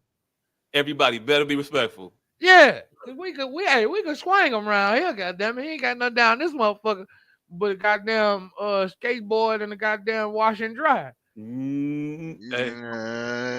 As long as we stay out that corner over there, goddamn it. Stay away from that motherfucker furnace, nigga. Don't bump into that hot water heater. You be Yeah, out. don't bump into that motherfucker hot water heaters, nigga. You lucky I don't whoop your ass up underneath these stairs, goddamn it. God damn it! As I look over to my stairs. Yeah, everybody got them basement stairs, nigga. Yep. With that little nook. Yeah, but no, we did that shit. Then we went to we was outside Saturday. What? Went to an ugly sweater party after that. I was in the streets. Yeah, we was in the streets. It was a fucking So did you go house party? You said what? It was a grown folks house party. I ain't been to one in a while. Like it was packed. It was packed. Like every room you go in, it's a ton of motherfuckers. These niggas had a motherfucking coat rack in the living room. Multiple. You put your coat on the rack, hang it up. First of all, you got a lot of hangers. Good hangers too. Shit. Can I take this with me? Silver? It was black, but they was sturdy. I put 2 coats on one. Damn. We was wearing coats because it was cold in the motherfucker outside. So we was wearing coats. That temperature had dropped Saturday night. I don't know what to tell you. That shit got hawkish. But it was dope. They had a motherfucking they had a smoker section and shit in the garage. And that's kind of where I went because it was like it was chairs and shit. You sit down. Hey, shout out to the people that have the chairs in the smoking section. Oh hell no. Yes. Hey, I am no longer going to I have crossed. I know I don't look it in this leaned back position, but I have crossed into light and acidness. No more smoking sections for me, gentlemen. My heat is on 82 right now, and I am fucking cold. Hey, look. Let me help you out a little bit here. These motherfuckers, I told you they had multiple coat racks in the living room, fam. I don't give a fuck if they had a heater out there, nigga. You had to get to that heater. No, it was an attached garage. You had to go outside. It was attached. Oh shit.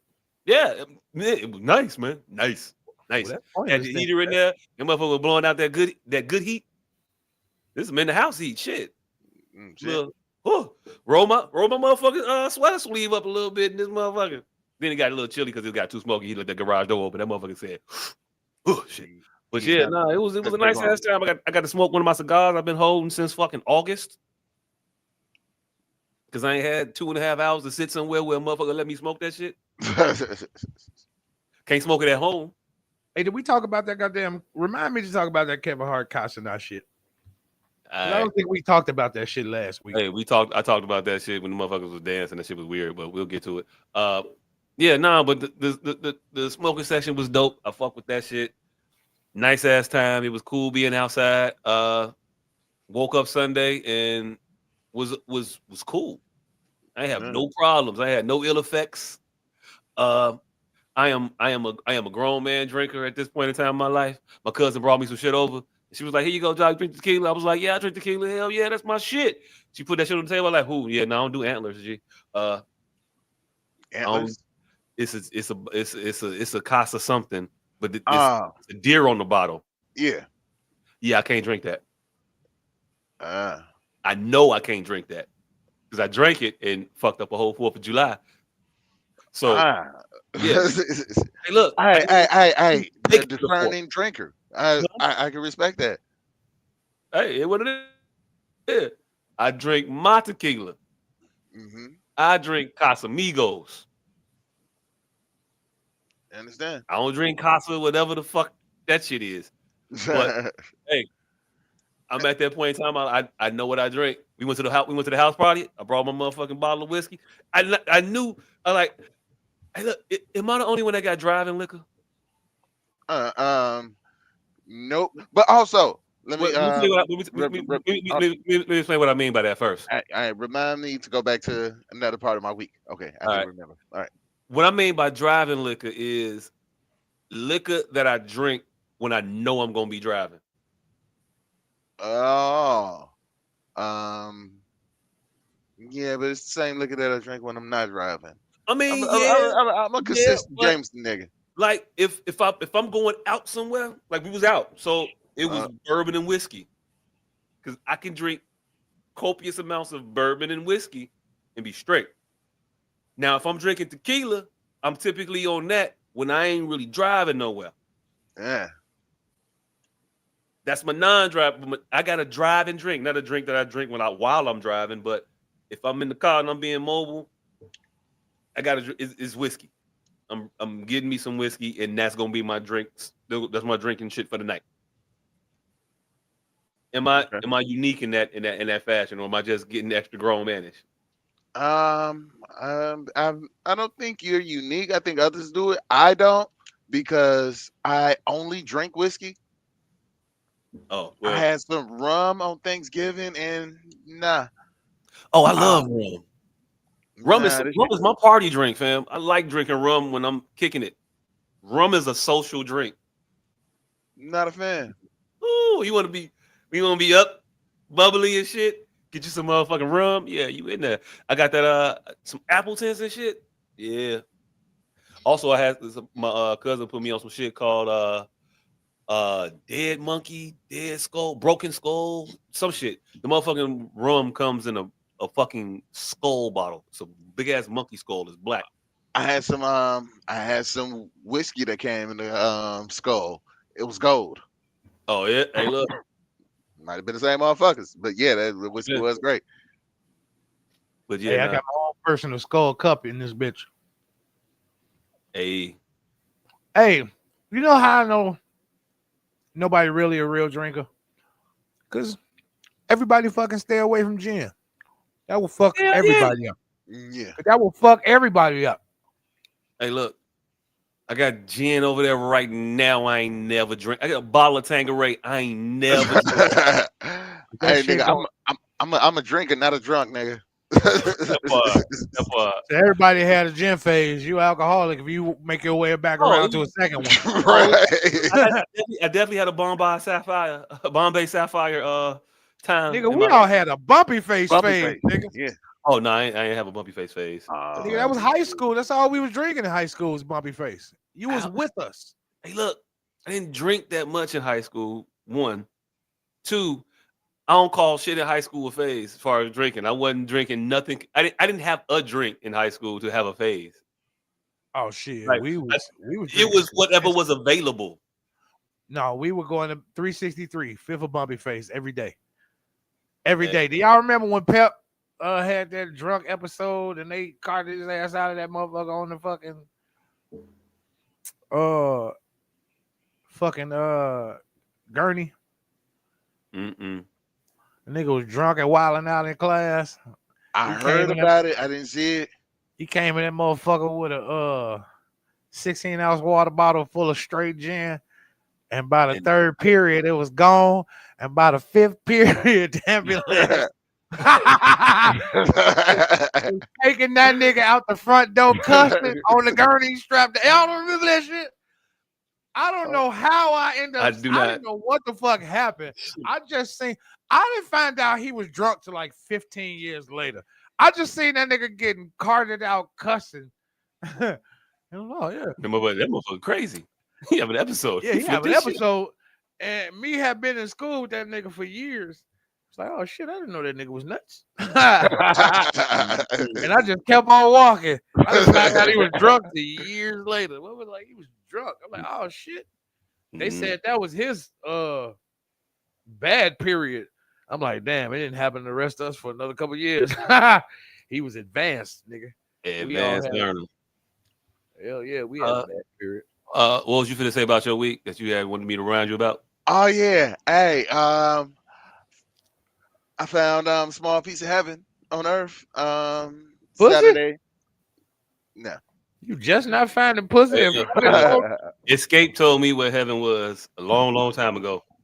I'm pretty sure Escape didn't sing about this. So Bullshit. I got lost somewhere in fucking Hammond. Sound like Thinking pussy I'm drunk, again. driving around, trying to get someplace without using the GPS.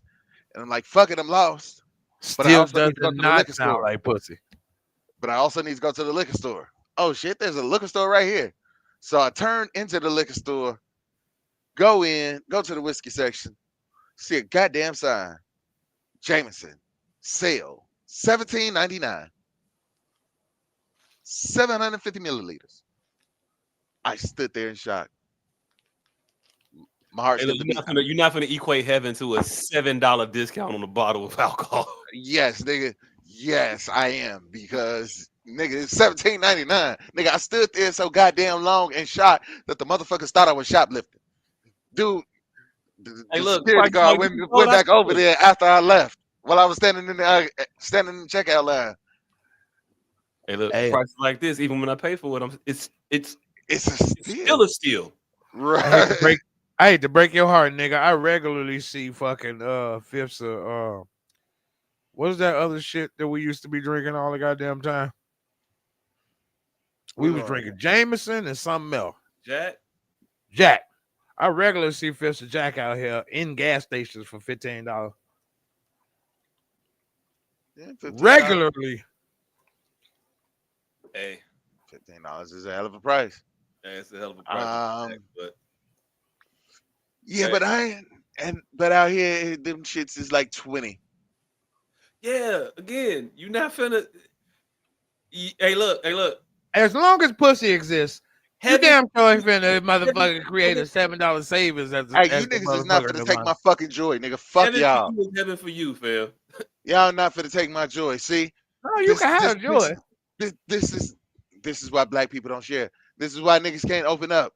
This is why brothers can't be brothers, because every time one man finds happiness, another man tries to find a way to rain on that parade. I thought we was better than that, people. That's not what's happening right here. I'm just trying to rein in the language, nigga. Words have to mean some shit. You just made that $7 liquor savings nirvana. Now, what is pussy then? Pussy is also great. It is amazing. No, it can't be also great. Pussy definitely ain't also a $7. Yes, it is. Hold on. No, nigga, it is definitely better than a $7 discount on alcohol. Right. But still, why in the fuck can't see? This is why. You know what? I'm taking a 2-minute time out away from you hating ass niggas. Damn, you called that peace on earth. We didn't do that shit. I vote for language. Hey, Niggas won't let a motherfucker be happy. God damn, And let this him. is hey, this is on par for me. I Yeah, vote for I language just want to every week. introduce you. I want to introduce you to Benny's, my nigga. I've been at Benny's. Benny's is only 21 on their best day. This is $17.99, and it's a I short ain't, stop away. I ain't even talking about the price differential, brother. I'm talking about pussy and your flighty ass language, fam. That's all I'm saying. Nigga, I both everything ain't a comparison to pussy. I I'm gonna need both you for to learn language that. every week. But certain things are sacred. Just like when a motherfucker say the pill, you know we ain't talking about Viagra. Hey, Certain things are sacred. hey. Hey, oh shit. Speaking of certain things are sacred and changing in our face, this I want to call it a homophone, but it's not quite a homophone because there's an acronym in there somewhere. It's not really an acronym, it's just initials. But Is it essay. HATER? No, essay. That shit has changed incrementally like over the last 30 years. Like Hispanic essay? No, see? It used to mean the motherfucker short term paper. Then it meant the Mexican. Now it means taking the pussy. Wait, what? Yeah. Use it in a sentence. S.A. That lady was Yeah. just S.A. Oh, Jay-Z was accused of SA oh. on a 13-year-old. Sexual. Just say sexual assault. Shit, I got you Yeah. now. No, but the coinage is the point is the coinage, the term phrase is going around. Now it's S.A. S.A. S.A. S.A. Everybody trying not to get demonetized. So Yeah. now it's becoming a turn of phrase. Just like geek went from biting the heads off chickens to computer tech, we're watching that homophone turn into something right now. S.A. S.A. S.A. Pretty soon, when you're here, not write it down, here, motherfucker could be talking about a short-term paper. So pretty soon, when you hear motherfucker say S.A., you're going to automatically think sexual assault. Pretty soon. I hope not. But speaking of sexual assault, we got topics. We got fucking topic. Wait, let's talk about this Kevin Hart shit first, because I don't want to get bogged down to that shit. Because I think you said you already talked about it. But you know what pissed me off about that shit? The shit itself was an example of the shit he was trying to Exactly admonish. what shit are you referring to? Because last time I talked about Kevin Hart and Kai Cenat, it was dancing, and I thought that shit was weird the way Drewski and Kai Cenat was dancing, and Kevin Hart said, "Yeah, that shit's weird. I don't dance like that. I dance like this." That's what I'm talking about. Okay. Fam, 3 niggas in a bubble bath ain't finna call none of them weird. Them being there was weird. Dancing any type of way. So you're not then gonna stand on a fucking glass soapbox in the middle of some weird shit to point out what's weirder. Like motherfucker suck my dick. I'm finna fuck that little man. Whoa, that's too gay. Like, no, nigga.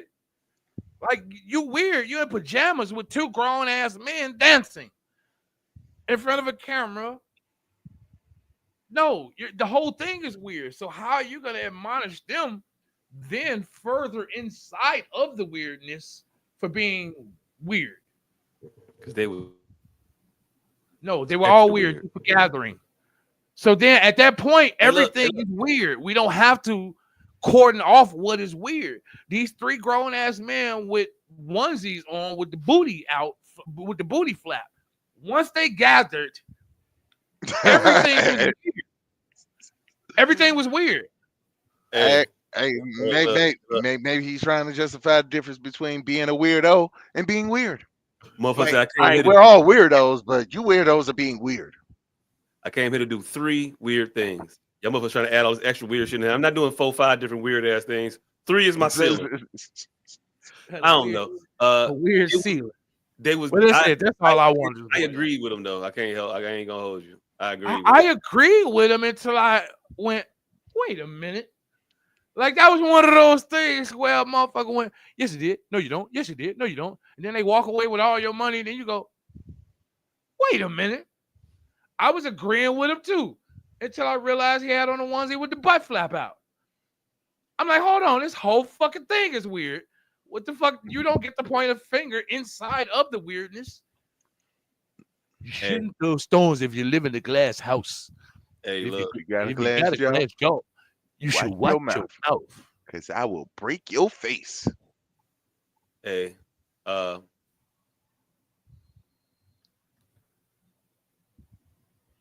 you right, but still, that shit was weird. Um, Jay Z found that hundredth problem. Uh, I thought I apparently, was gonna go apparently, viral. apparently, a bitch is it's a bitch. Um, so over the course of the last week or so, Jay Z was named in a civil lawsuit for participating in a group essay of an underage girl, a 13-year-old to be exact.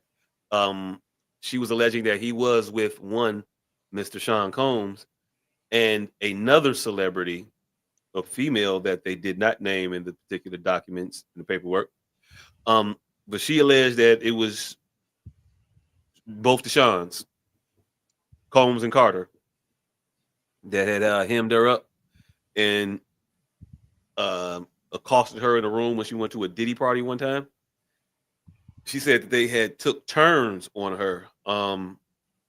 Horrible allegations, horrible allegations. Jay Z, however, has come out and vehemently denied these things. He wrote a post about it. If you want to pull it up, I'll read it. But he made a post about it, and he went in on the allegations, and he went in on the attorney representing this young lady for being an ambulance chaser, basically, and coming up with a bunch of fraudulent cases just to extort money from people. And he said, "I ain't the one." Um, I don't know if Jay Z did it or not. I'm tired of. I'm. Well, I'm not tired of it. I'm never gonna do it again at this point. I don't go out on a limb for people that I don't know. I don't know Jay Z, so I'm not gonna get out here and say he would never do that or some shit like that. Hey, you zooming in, but that shit is not being becoming more legible. Not bigger fine. That shit is blurry as hell. On the side of me thinks thou dost protest too much. This it. Hey, look. Hey, look. Because there's nothing about this situation that behooved Jay-Z making it public. This seems like some weird ass nigga who know that the shit was so long ago that a motherfucker ain't got no evidence. Cause if they would have had evidence, they would have prosecuted them. I Mhm. I w- when Jay-Z was silent, I was on the side of, oh, this ain't got shit to do with Hov. But how quick he came out with that, knowing that there's gonna be a faction of people that instantly, automatically, right or wrong, are gonna gravitate to you. His best business decision was to keep this quiet and pay that bitch off. Like this stand he taking wasn't a smart move at all. He's going to lose all type of shit. His wife going to lose all type of shit behind this. He may You even think lose so? his position. Yes, yes. Just the allegation alone is toxic, bro. I got the statement. I'm gonna read it real quick. But uh, just to touch on him losing This shit is real why quick. people pay these to go away because the allegations be toxic, very Okay, toxic. well, let me just give you a little bit. Um, so Roger Goodell came out and he said we still rocking with Jay Z. I don't know if I would take that to the bank all the way, but he did come out and address it and say, "Nah, we still moving forward with Jay. We planning the next Super Bowl. I don't know the fuck y'all talking about. Uh, it's the NFL. This shit happen all the time. So Right. we don't punish execs. We just punish players. Hey, I don't we don't know need punish players. You see what happened to Ben Roethlisberger? that part. Uh, well, he got a couple games. Anyway, here's the Jay Z statement. He says, "My lawyer received a blackmail attempt called a demand letter from a lawyer in quotations named Tony Busby. What he called what he had calculated was the nature of these allegations and the public scrutiny would make me want to say, no, sir. It had the opposite effect, and it made me want to expose you for the fraud you are in a very public fashion. So, no, I will not give you one red penny, all in caps, with 2 exclamation points. These allegations are so heinous in nature that I implore you to file a criminal complaint, not a civil one. Whomever would commit such a crime against a minor should be locked away. Would you not agree? These alleged victims would deserve real justice if that were the case. This lawyer, who I've done a bit of research on, seems to have a pattern of these type of theatrics. I have no idea how you have come to be such a deplorable human, Mr. Busby, but I promise you I have seen your kind many times over. I am more than prepared to deal with your type. You claim to be a Marine. Marines are known for their valor. You have neither honor nor dignity. When at that motherfucking record. My only heartbreak is for my family. My wife and I will have to sit our children down, one of whom is at the age where her friends will surely see the press and ask questions about the nature of these claims. And explain the cruelty and greed of people. I mourn yet another loss of innocence. Children should not have to endure such at their young age. It is unfair to try to understand inexplicable degrees of malice meant to destroy families and human spirit. My heart and support goes out to true victims in the world who have to watch how their life story is dressed in costume for profitability by this ambulance chaser in a cheap suit. That was a crazy line. Jay-Z's a writer, so this shit's gonna be cool. That shit was cool. You have made a terrible error in judgment thinking that all celebrities are the same. I'm not from your world. I'm a young man who made it out of the project of Brooklyn. We don't play these types of games. I'm gonna talk about that later, real quick. We have a strict code. We have strict codes of honor. We protect children. You seem to exploit people for personal gain. Only your network of conspiracy theorists, fake psychics, will believe the idiotic claims you have levied against me that, if not for the seriousness surrounding harm to kids, would be laughable. What that nigga got against psychics? I don't know why psychics got it. Psychics, clairvoyance. He said the beef of the whole industry. He says, he ends it off. I look forward to showing you just how different I am. Now, before I toss it to y'all, I have thoughts about this letter that arose as I heard it the first time and as I read it just now. Talk to Tex. He might have said sidekicks. Hey, look, whatever. How the fuck are you touting the morality? Young man at 55? Well, no. How are you touting the morality, the code of conduct, the strict moral character of people of your ilk, when your ilk crack dealers? Hey.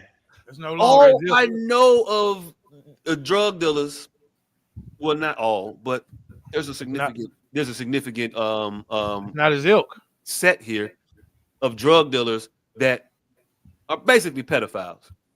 How many dope boys did a motherfucker see drive up to a school, pick up a girl, and take her out, go deal with her and whatever with her?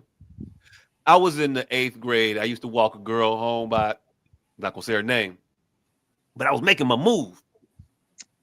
It was a nigga who was old as fuck, came up to her, hugged her, grabbed her butt, and I knew it was over for me. And that motherfucker winked at me when he did it. I'm just a walking home, buddy. He's fucking her. I'm not gonna be able to hit. And then that was it. This motherfucker was grown as hell. So the story of the individuals that you're trying to tout in being totally and wholeheartedly against this harm to children, it don't really ring out that same way, fam. I know a lot of motherfucking drug dealers that was pedophiles. Well, I don't know them personally, but yeah, I saw them. Also, what the fuck? They sold drugs at 30 years. What the fuck you mean you don't cause harm? So the effects of the drug dealing that you did never came back and had any ramifications for children. They never succumbed to any ill fates because of your actions. Fam, he's not a drug dealer. He was a drug dealer. May not be one now, but that's what the fuck he rapped about for fucking 7 albums. He didn't make the speech when he was a drug dealer. He made the speech He now.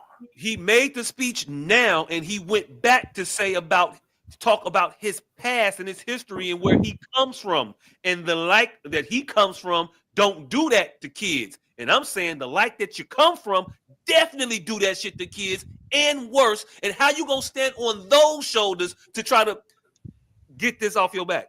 That's not how that works in my book. You can't claim that and be like, well, no, I was a crack seller. I would never touch a child. What? That don't make sense to me. You wouldn't do it because you sold crack. No, nigga, that ain't a cover for it. That ain't a group precluded from illicit action with children that He I've ever wasn't known. he wasn't being literal. He was waxing poetic. I ain't being literal. I ain't reading the words he's saying, knowing who the fuck he is.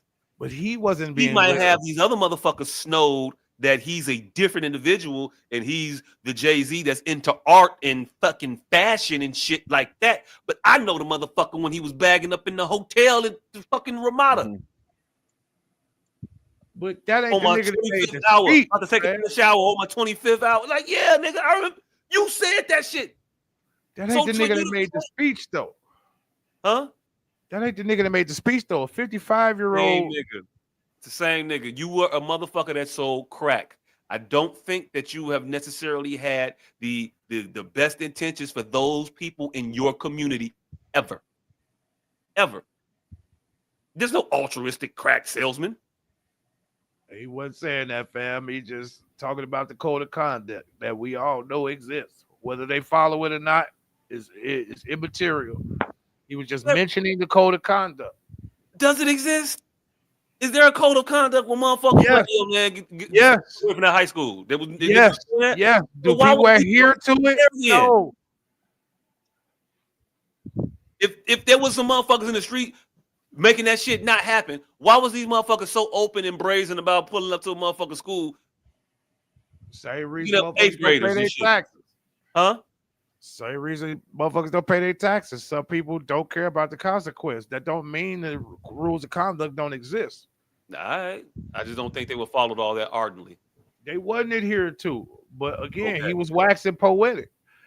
And I'm not gonna let you just wax poetic in my face on some bullshit and snow these other. You can snow them people with the bullshit you said. I ain't even saying he did this shit. I'm just saying that the grounds he's trying to stand on to say that he didn't do this shit is faulty than a motherfucker.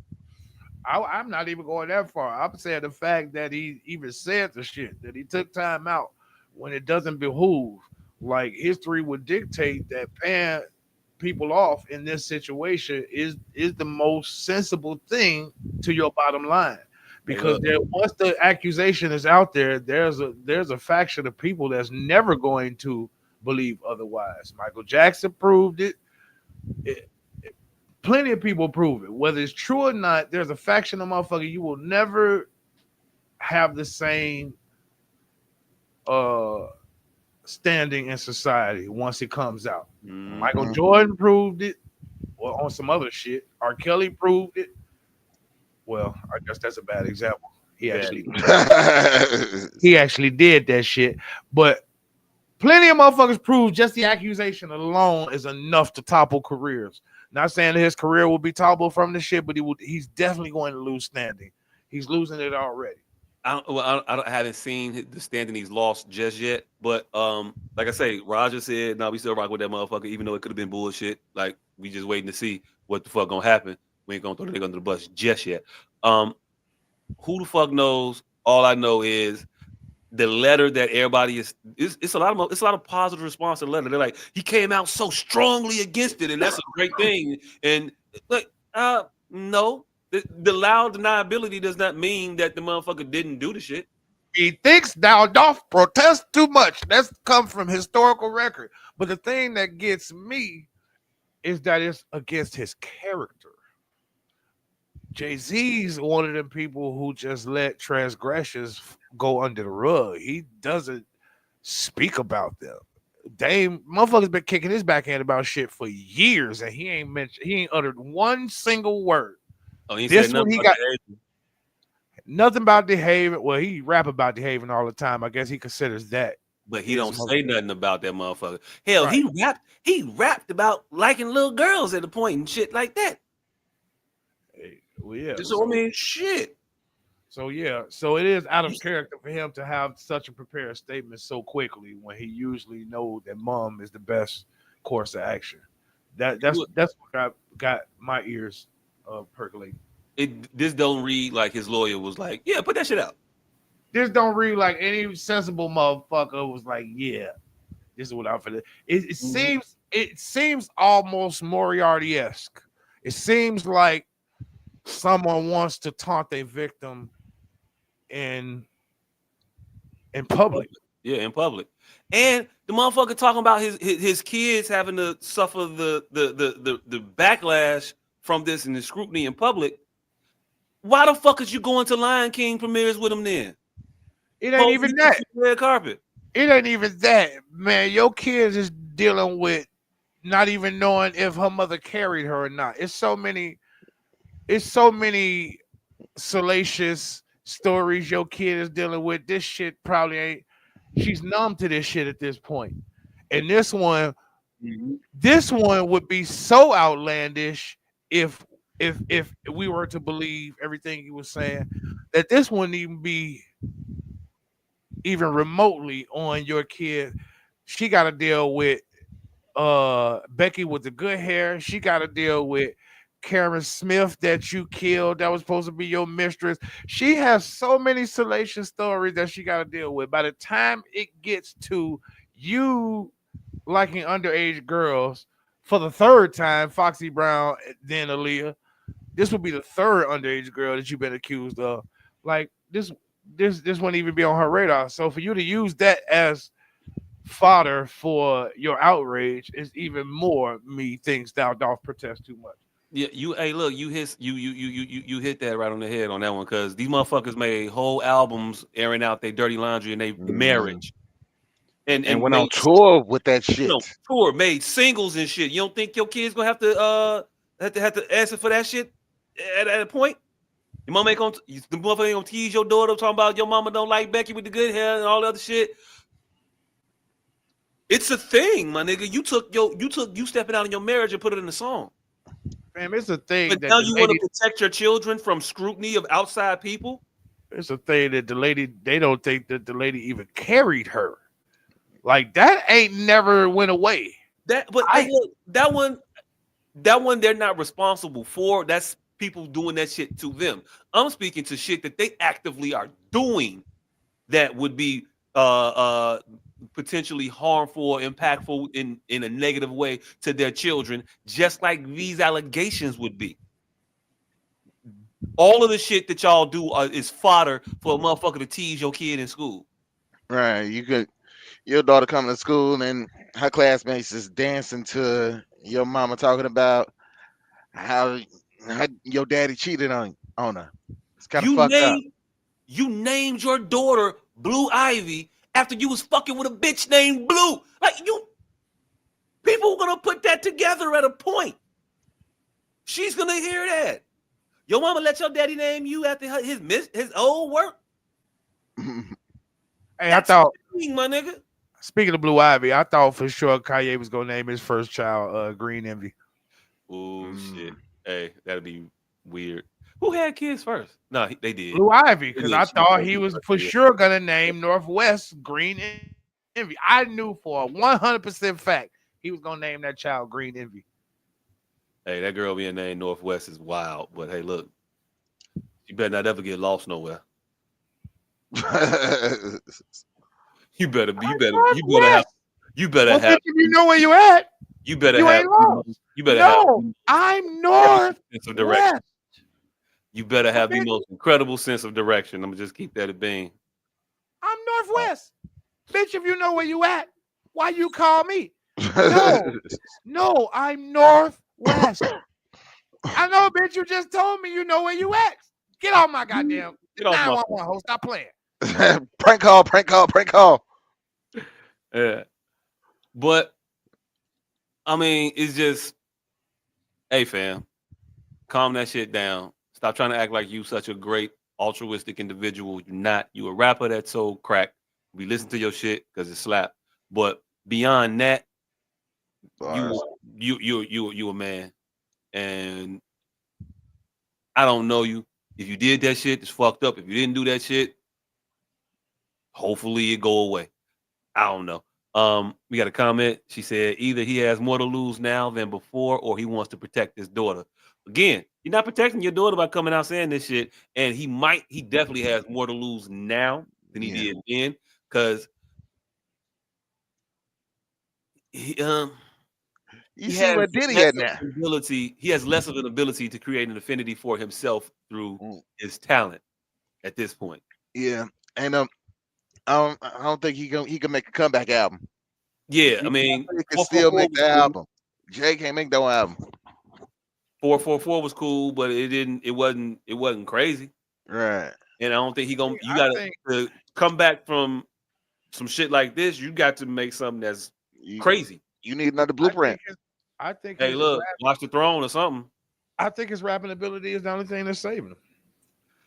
But does he still have that ability? Like, can this motherfucker make an album I and think it, the it, only reason we're having this pop? discussion, I think the only reason we're having this discussion is that he still has the ability to make quality music. Oh, that's never been in question. I think I he can think still if he make was quality. washed up, this discussion wouldn't even be a thing. His washed upness has nothing to do with his ability to make quality music. He can make quality music, but it's not going to hit as it once did to give him the ability to overcome a lot of shit. Like you can still, that motherfucker still gonna give you 18 and 9 boys. He great still, but that is not gonna put you in the all-star game. That's not gonna allow you to be out here blowing off press conferences and doing bullshit. You gotta be on your P's and Q's to do these things. And nothing that he's gonna be able to make is gonna overcome the allegations if people start to believe them. Yeah, that People that pay niggas guy. that rush, it's a wrap. But here's why I'm giving you pushback.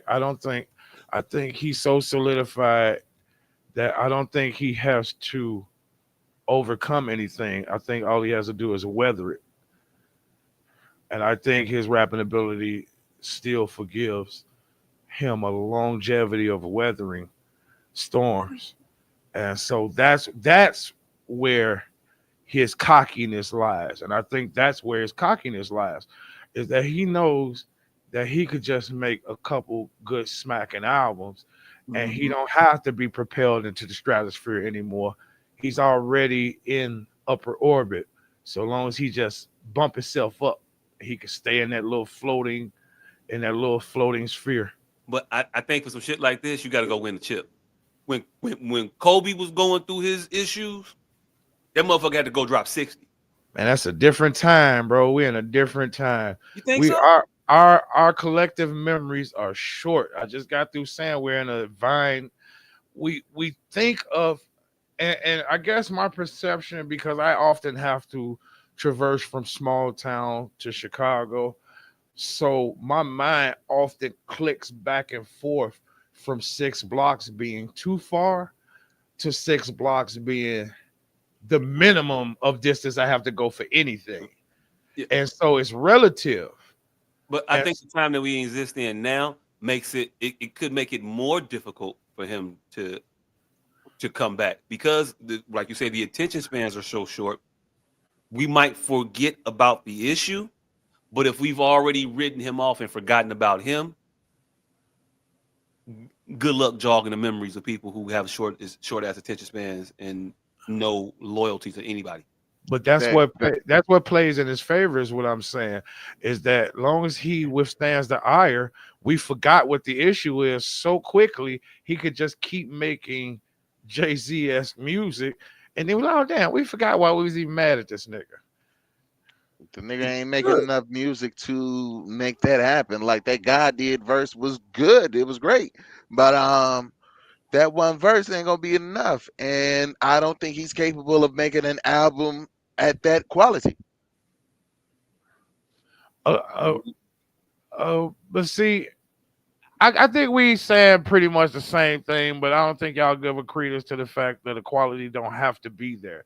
Just because it's Jay Z, long as it's not poor quality, is going to be heralded at a certain tick. Right. It's going to be heralded at a certain tick. And I'm saying that that tick is less than it used to be. He don't move the needle like he used to. He's still Jay-Z, and there's a reverence for him in the entertainment industry and in the in the entertainment industry. You call it the business world if you want to, but it's the entertainment industry.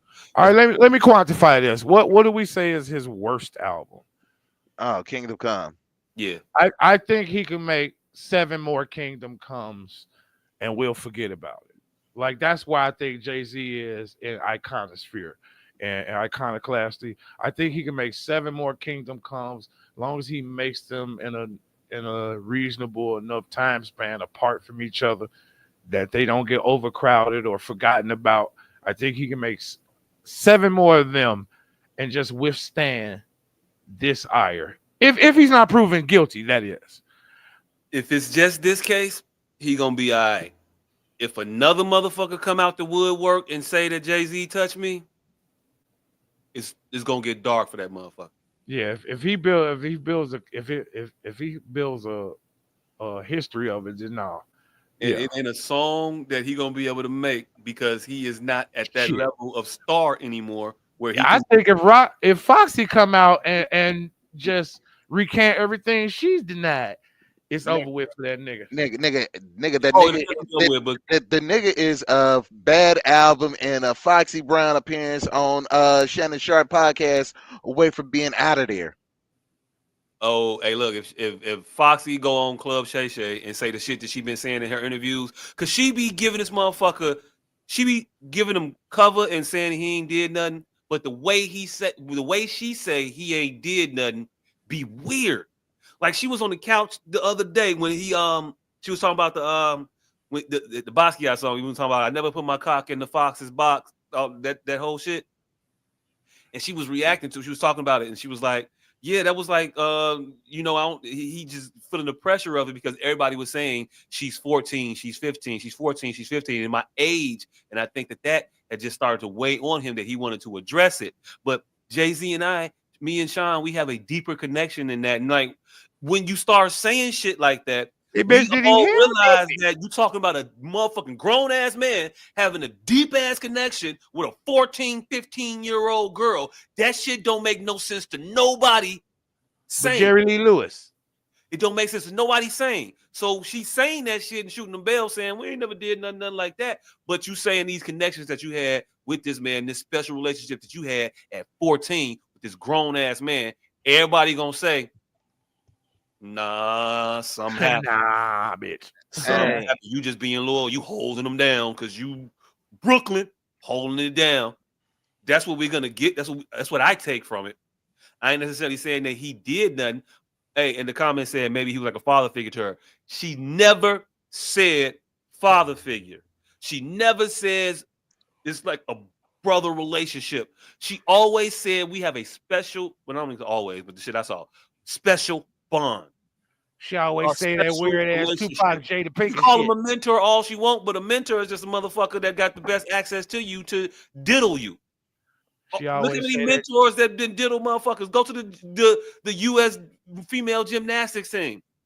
How many of those mentors was touching them Yeah. children? I mean, a brother's not trying to Mentors do fuck. it all the time. A father figure is Father not figure. trying to fuck. A mentor can fuck. Damn. Mentors is shaping you. That's shit grooming. Is it fucked up that immediately the Menendezes popped in my head? Hmm? This nigga say a father ain't trying to fuck, and then the Menendezes popped up in my head. Hey, look, that was that father, but they never called him. Yeah. Hey, look, you don't get called a father figure when you trying to fuck. You get called a father. Ooh, I was gonna say a different guy's name, and that'd been fucked up because I don't know if he did none of that shit or not. But Hey, first of all, you're not for the I don't know. I'm not quite sure if you definitely weren't going George Michael, were you? Rest in nope. peace, George Michael. Now I was going father somebody. I don't He know if from- George Michael is dead or not. Now But he from here, but he's a priest from here. oh yeah, And nah, so he be around, but I ain't saying he did nothing. yeah, I was Father about yeah. Flagger ain't never did nothing to nobody. Father Flag ain't never touched nobody that we know of. There's no allegations have been made, and there's no reason to think that any of them have been You made. know, the only thing no, Father Flagger ever no. did that I disagree with is when he stopped that Chief Keef concert for Taekwondo. Comment say show your face. Show my face. Yeah, be seen, motherfucker. I am butt naked on the floor. Well, stop getting butt naked when we doing this show. I don't like talking. Right? Why the fuck would I you? don't like talking to motherfuckers in the bathroom because dicks is out. You think I want to talk to you when you butt naked just because you invisible now? Yeah, nigga, I told you I be having circulation issues, man. It's all fucked up. It's like I don't want your scrotum visible it ain't. while I'm talking That's to you. why the I fucking can't see camera is out, nigga. It ain't. it. But it's still visible. It's out in public. Well, private, but still, shit. You talking to me. I'm It's sitting weird. manly. That's all that matters. Hey, whatever. Jogging pants, motherfucker. We're active gear. Comfortable. I don't know. Everything stopped my circulation now. It's getting to that point. Shit. All clothing, all type of shit, man. I be fucked up. That's why. Hey, that's why I was laughing at that picture because motherfuckers is commending me on how good I look. I'm like, no, that is the stink of death. But I was so obese that now that my skin is wrapping around my muscle structure, I look like I'm doing well. But Doing something for yourself. that's the delusion that motherfuckers they know bitches know how they be taking their pictures to mimic or feign something that ain't really happening. Waist trainers, angles, all of that shit. And for them to know exactly what I'm going through and not to think something similar is, I believe, a form of delusion. But Hey, again, they just trying to be nice to you, man. They don't I need to don't think so. I don't think so. I think we all a stitch. I think we're all a stitch. Hey, maybe. We But hey, back to Jay before we go on because it'll be another tangent. Whether or not he did that shit, I don't know. It sounds salacious as hell. But all these people acting like Jay-Z would never. You don't know this motherfucker. Don't know this nigga. You don't know what he would never do. Jay-Z would never cheat on his wife. But he did. I don't know what the fuck that man capable of. So I'll take it into consideration. I'm not going to cancel the motherfucker. I might listen to Reasonable Doubt tomorrow. I don't know. But if he did that shit, you need to go ahead and sit right next to Puffy. Point blank period. I don't know what to tell you. in the ghetto. Mm-hmm. Any other final thoughts on that, gentlemen? That's pretty much it. Yes, sir. Really did that shit, yo. Beretta did that shit, yo. Hey, look, I don't know. Rest in peace, Nikki Giovanni. Before we Beretta did that shit. Rest in peace, Nikki Giovanni. God damn, Nicky Giovanni. Yeah, Nikki Giovanni we passed. lost another one, man.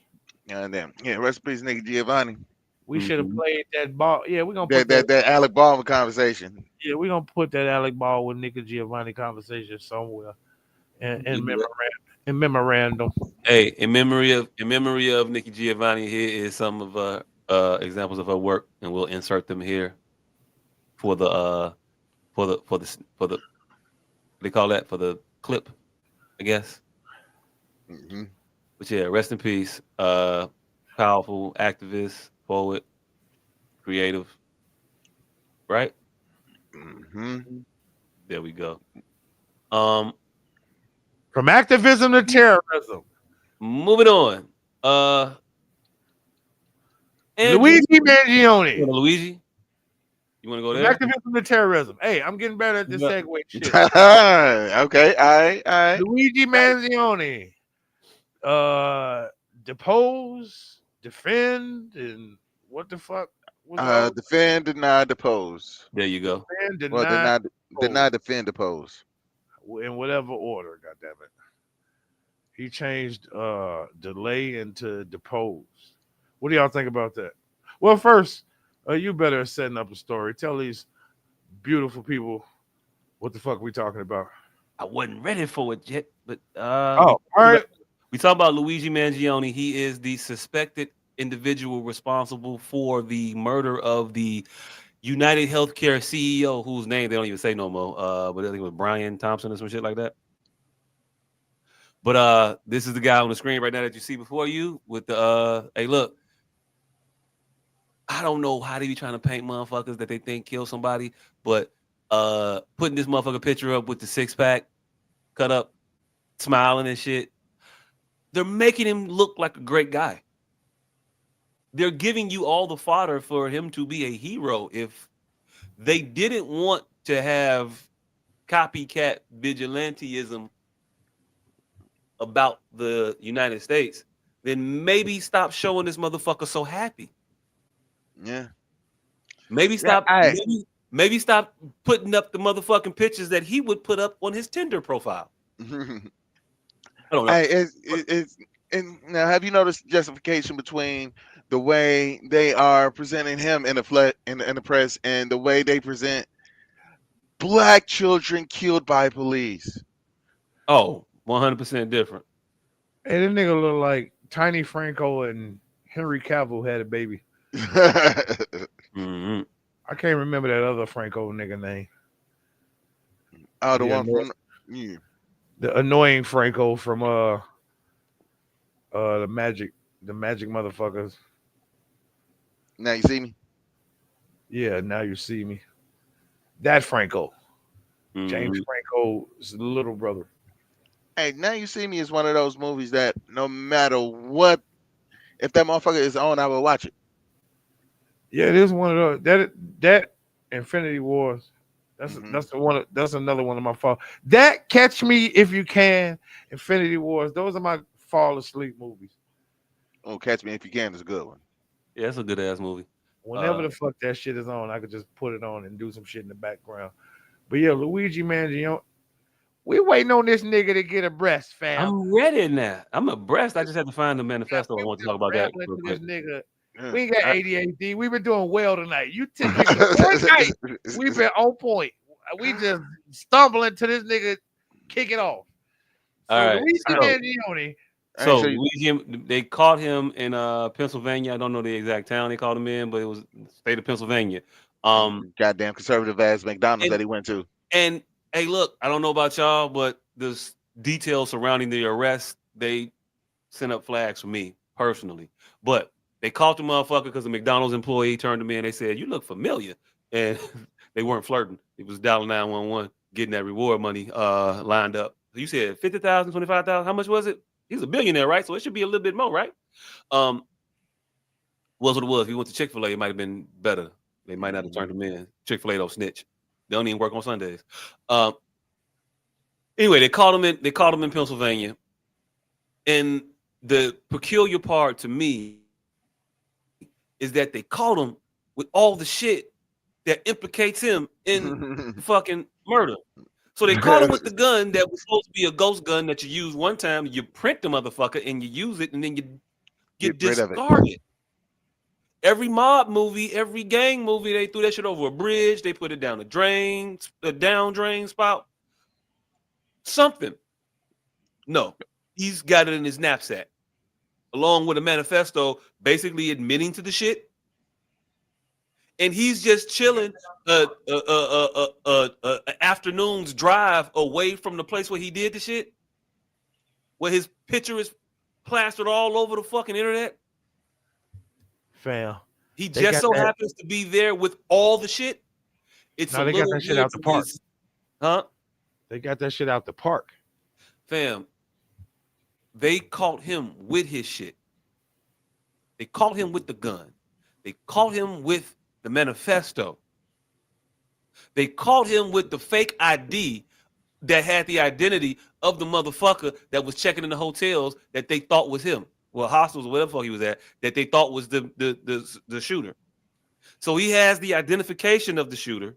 He has the gun that the shooter had used, and he has a manifesto all wrapped neatly in the package that says, "Come fuck me up." Yeah, I think they exaggerating some of that shit. It seems weird. It And seems too fucking neat and convenient, like he's the one. it's No, the no, it's Dave the fact Chappelle that sprinkle some crack it's on him. it's the fact that he did such due diligence. Rode through Central Park, the only place in that whole entire city that don't have the camera density. to dump everything. He dumps everything, but then he keeps the gun.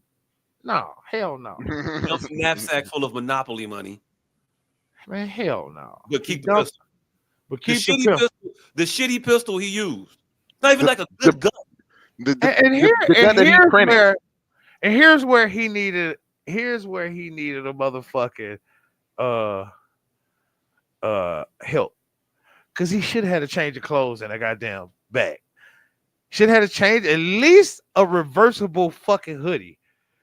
Reversible hoodie, two pair of pants on, take one of them off. You look 5 pounds lighter. You own different clothes. You dumped everything in Central Park with no motherfucking cameras, with the least amount of camera density. Because they say it's cameras there too. It's just the least amount of Least, cameras right. You can find some in the blind spots. city of New York. So he planned this out to a T. But what struck me the oddest is before they even caught him, they had a 10-day record of what that nigga was doing. They had a 10-day reverse record from the shooting within hours. Like Mhm. they told you what he had been doing 10 days prior. He was here. Within, He was there. He went to this McDonald's. Was flirting with this way. Like they definitely knew all kinds of shit that is weird to know. and then what motherfucker at McDonald's even know what's on their menu, let alone this the craziest part. How was the place that we all first got our first look at him also the place he was identified? This motherfucker got an addiction to Big Macs or some shit. No. What I'm saying is we didn't know who he was. That McDonald's picture is how we found out who he was. So why was she calling the police on this random white dude? You see, they putting two and two things together. It's all kinds of fucking crazy. She would have only known had she seen the report of the McDonald's of her reporting him.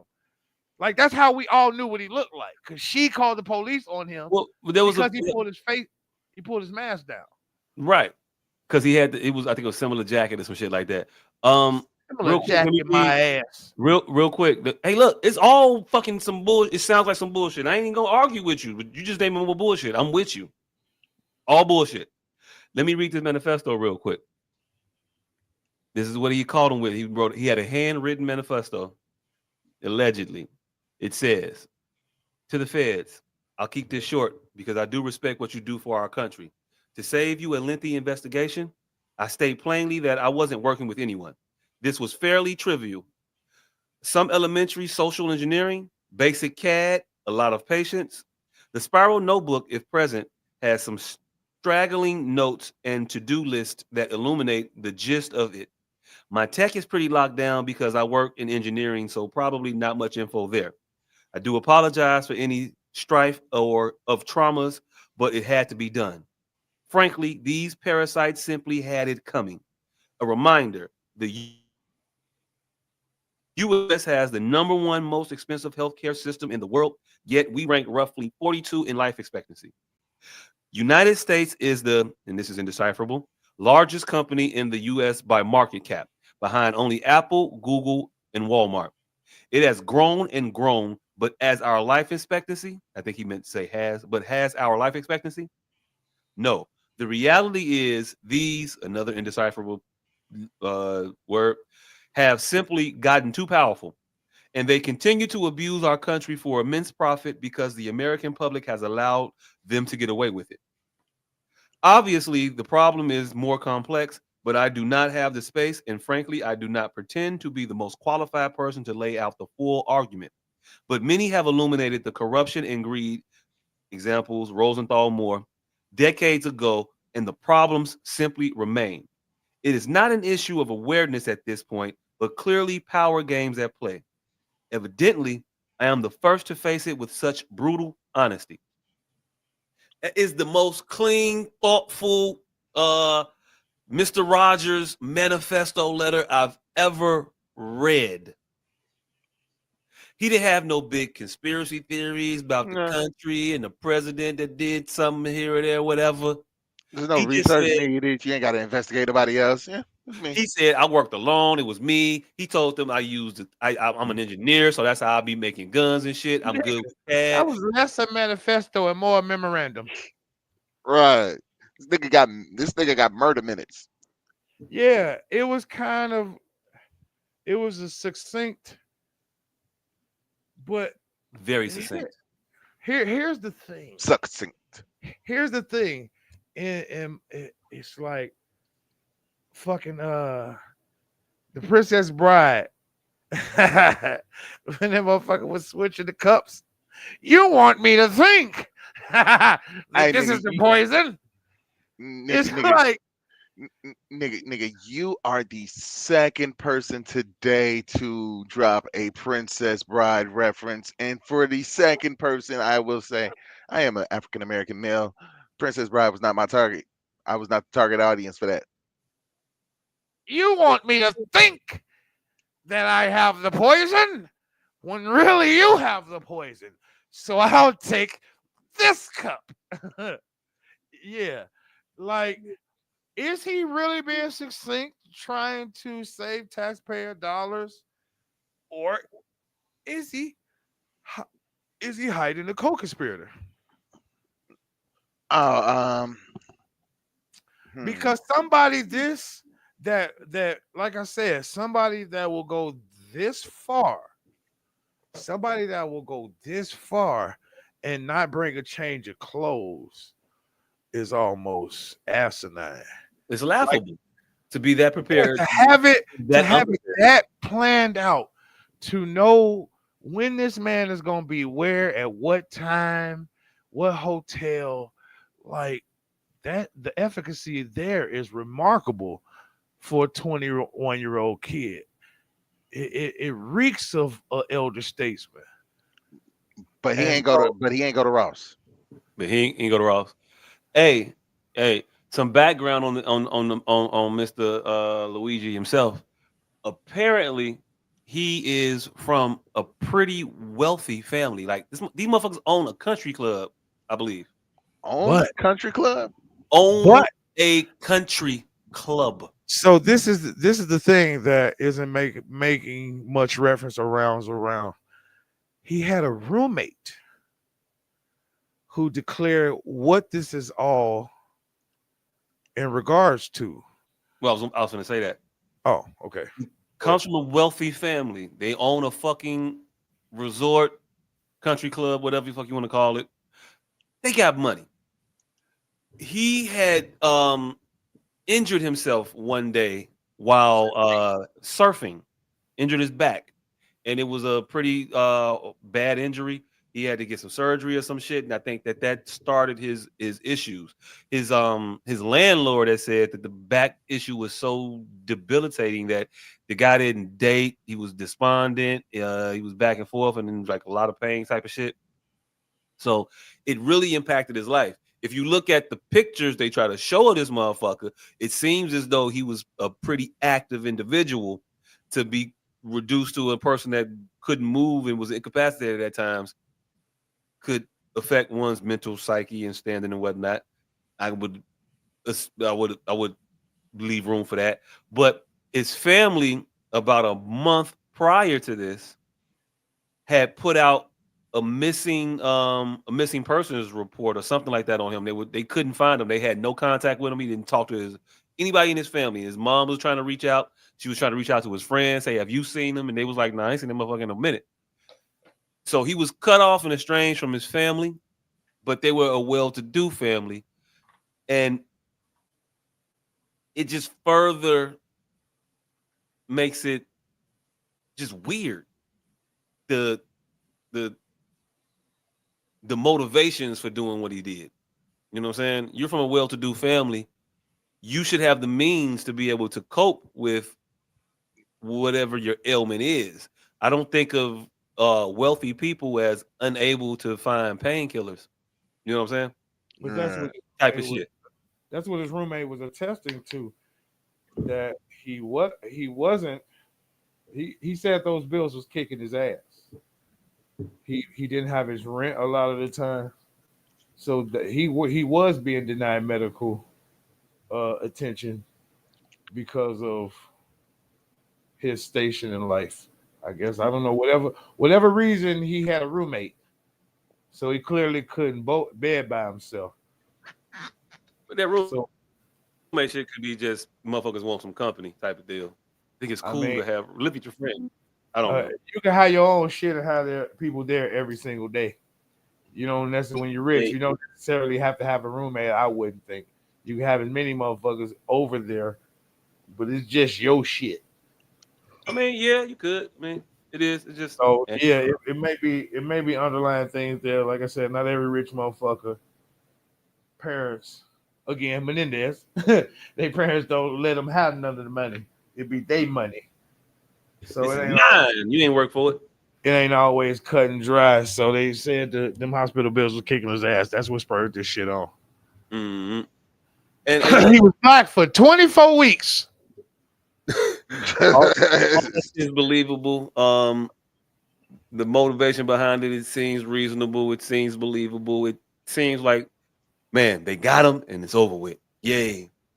Um, I just don't know. I don't know. I'm a little confused though as to how we're supposed to feel about vigilantes in this current time. Because as this is happening right now, where they catching this motherfucker and he's finna have to go to trial behind this shit. There's another individual, something Penny, named Michael Penny, It was just acquitted. Mhm. was just acquitted of murdering a motherfucker A in black man. a black man in broad view of an entire subway car full of people. If you're unfamiliar with the story, there was a story a couple months, maybe last year or somewhere. It was a while ago, but there was an individual. There was a report of a homeless man wilding out on the subway, threatening people and all kinds of shit. And two people were intervening to subdue him. One of them being an ex-marine. That said ex-marine put this man in a chokehold and held him there for 6 minutes or so. He held them through people on the subway car, telling him to stop, let him go. He's had enough. You're done with it. Name is Daniel Penny. What's the name of the guy that he murdered, by the way, if you can look that up too? Um, but yeah, Daniel Penny, he was recently acquitted. He had two charges. They had a more severe charge and they had a less severe charge. Um, the jury was deadlocked on the more severe, and the judge told them not to worry about that one. Just think about the manslaughter one and see if you can get them on that. And they came back and said, "No, we ain't getting them on that. We don't have them." It's just weird to me that on one hand, you have a vigilante that is striking out against an individual because they feel that they're a threat to society. And then on the other hand, you have another vigilante, and rest in peace to Jordan Neely, that's the individual that he murdered. You have another vigilante who is being touted as a hero of in sorts because of what he did, or in or at the very least, innocent of any wrongdoing because of who he did it to, because of the perceived imminent danger to other individuals. While y'all walking this slippery slope of vigilanteism, y'all know y'all bagging into an argument where this man can say that I killed him because he was a threat to society at large as a whole. And for people to make the argument that Jordan Neely was dangerous to society and he had to be stopped and it's hey, it was what it was. The same thing can be said about a Brian Thompson who is having this impact that is detrimental to individuals' life, health, well-being, whatever you want to call it. He impacted that negatively and he was directly responsible for the tools that they implemented to do these dastardly fucked up things to people, like denying coverage But and can shit. you compare subway, the randomness of a subway to the directness of you choosing, of you having the ability to To not choose your choose insurance. that insurance Hmm. company? Interesting angle. A lot of people don't have the ability to choose their insurance company. But we're A not talking lot about of a lot of insurance, people. We're talking about a lot- these particular I people. don't know this individual's Nigga, circumstance you were just calling surrounding him rich and why saying he he didn't have no. has his insurance. But if he was doing it as a vigilante and not for himself, but for the greater good of other people, because he is holding this person accountable for the deaths of individuals that were denied coverage under his leadership, under his implementation of certain softwares that got a That's what 90. I'm saying. But I'm with you. But the fact that muddies that waters that he was directly affected. See, It don't have to be him being directly affected. If we it was him directly affected. it I'm was talking him about directly the affected, but it situations doesn't at have to be. hand. But what I'm saying is, if I Talking want to about if I want to be his defense attorney and pose an argument, you're gonna saying use his act. you could, or you can use him trying to save other people or preclude And that then they individual. introduced the fact that Daniel Penny wasn't directly tied to Jordan Neely. This man, in this instance, was preemptively, provocatively, and directly tied. That's the difference, is what I'm saying. So, would his shit even be considered vigilantism? Yes. If you looking at the note, he said he didn't say I did this because I had issues with the healthcare system. He did it. He said it because he said that these people are parasites. Right. I They are understand. fucking up the American people. The American people have the most expensive insurance, most expensive medical coverage costs, and we roughly 42nd in life expectancy. Right. I understand all of that, but we're He didn't doing the say due diligence. that. He didn't make it personal in the manifesto. We're Exactly. deliberating as if we're jurors in real time right now. So I understand all of that. What I'm saying is Yeah. we haven't nailed down. This is the jury box. We three. We haven't nailed down if we're willing to call that vigilantism. At least I'm not. Well, what would you can call it what you want to call it, but the overwhelming majority of people are trying to call this act that he did vigilantism. I what overwhelming group of people is why this is the first time I'm even hearing about it being called vigilantism. Oh, I've been hearing about it. Called a terrorist, a murderer. I've been hearing it called vigilantism for a That's while. why I'm asking what even spurred that to just the manifesto that just came out. Well, Which Nah, ain't even a manifesto. it the victim. it was the victim that spurred it. That made people think it was vigilantism. Immediately when it happened, it was people went right to motherfucker got what he deserved because he be denying claims. They the And, worst fucking insurance company out here. They are horrible. They are evil. So and then once the shit came out about the shit on the shelves, that definitely made people think it was vigilante. right, defend, deny, Did depose. not, yeah. I from day one, from the second I've heard about this story, I was hearing this person has an overwhelming connection. I had not one point. Everybody, every news outlet I saw, they were insinuating this person has to have an overwhelming connection. I never not once heard it was just a random act of vigilantism. I heard that this person Not had random. to Targeted to the insurance industry. okay, United targeted, Healthcare targeted, specifically whatever. because they were such. Vigilantism itself has an air of randomness because you can't be connected to it. Random, by the way, you can't be connected to it. That's what makes it vigilantism. It has to be about some government. You have to usurp some government agency. You have to be, in effect, trying to be some government agency enacting Nah, some fam. government. Nah, fam. The motherfucker at the end of New Jack City was a vigilante. That shot Nino Brown. Right, because he was acting as the court system. He was acting as the court system. And you don't see a parallel between that motherfucker that I shot see Nino a parallel. I don't see a direct parallel. I see a parallel, yes. I don't see a direct parallel. I'm discussing if we're going to call it Vigilantism. So calm Man, down before you even get irate. We're trying to nail down. Comments say we did a whole segment about UAC denial claims last week. This has been the theory since it started, since it happened. I thought it was a fight. Yes, and everybody thought that dude denied somebody in his family. Vigilantism is a person acting as a government agency when they think the government ain't acting. It ain't got nothing to do with revenge. This is revenge, bro. That's the difference between revenge and vigilantism. You see, I'm fighting for words every week. They thought this was revenge. They thought he was doing this for some family member. So this is the first I'm ever hearing about vigilantism. So Okay. we three are the jurors. Sway I me said- to why this would be vigilantism. I said vigilante last week. I think I said it specifically last week. I think I said that exact word last week, but that's neither here nor there. We ain't got a big bog down on it. Right.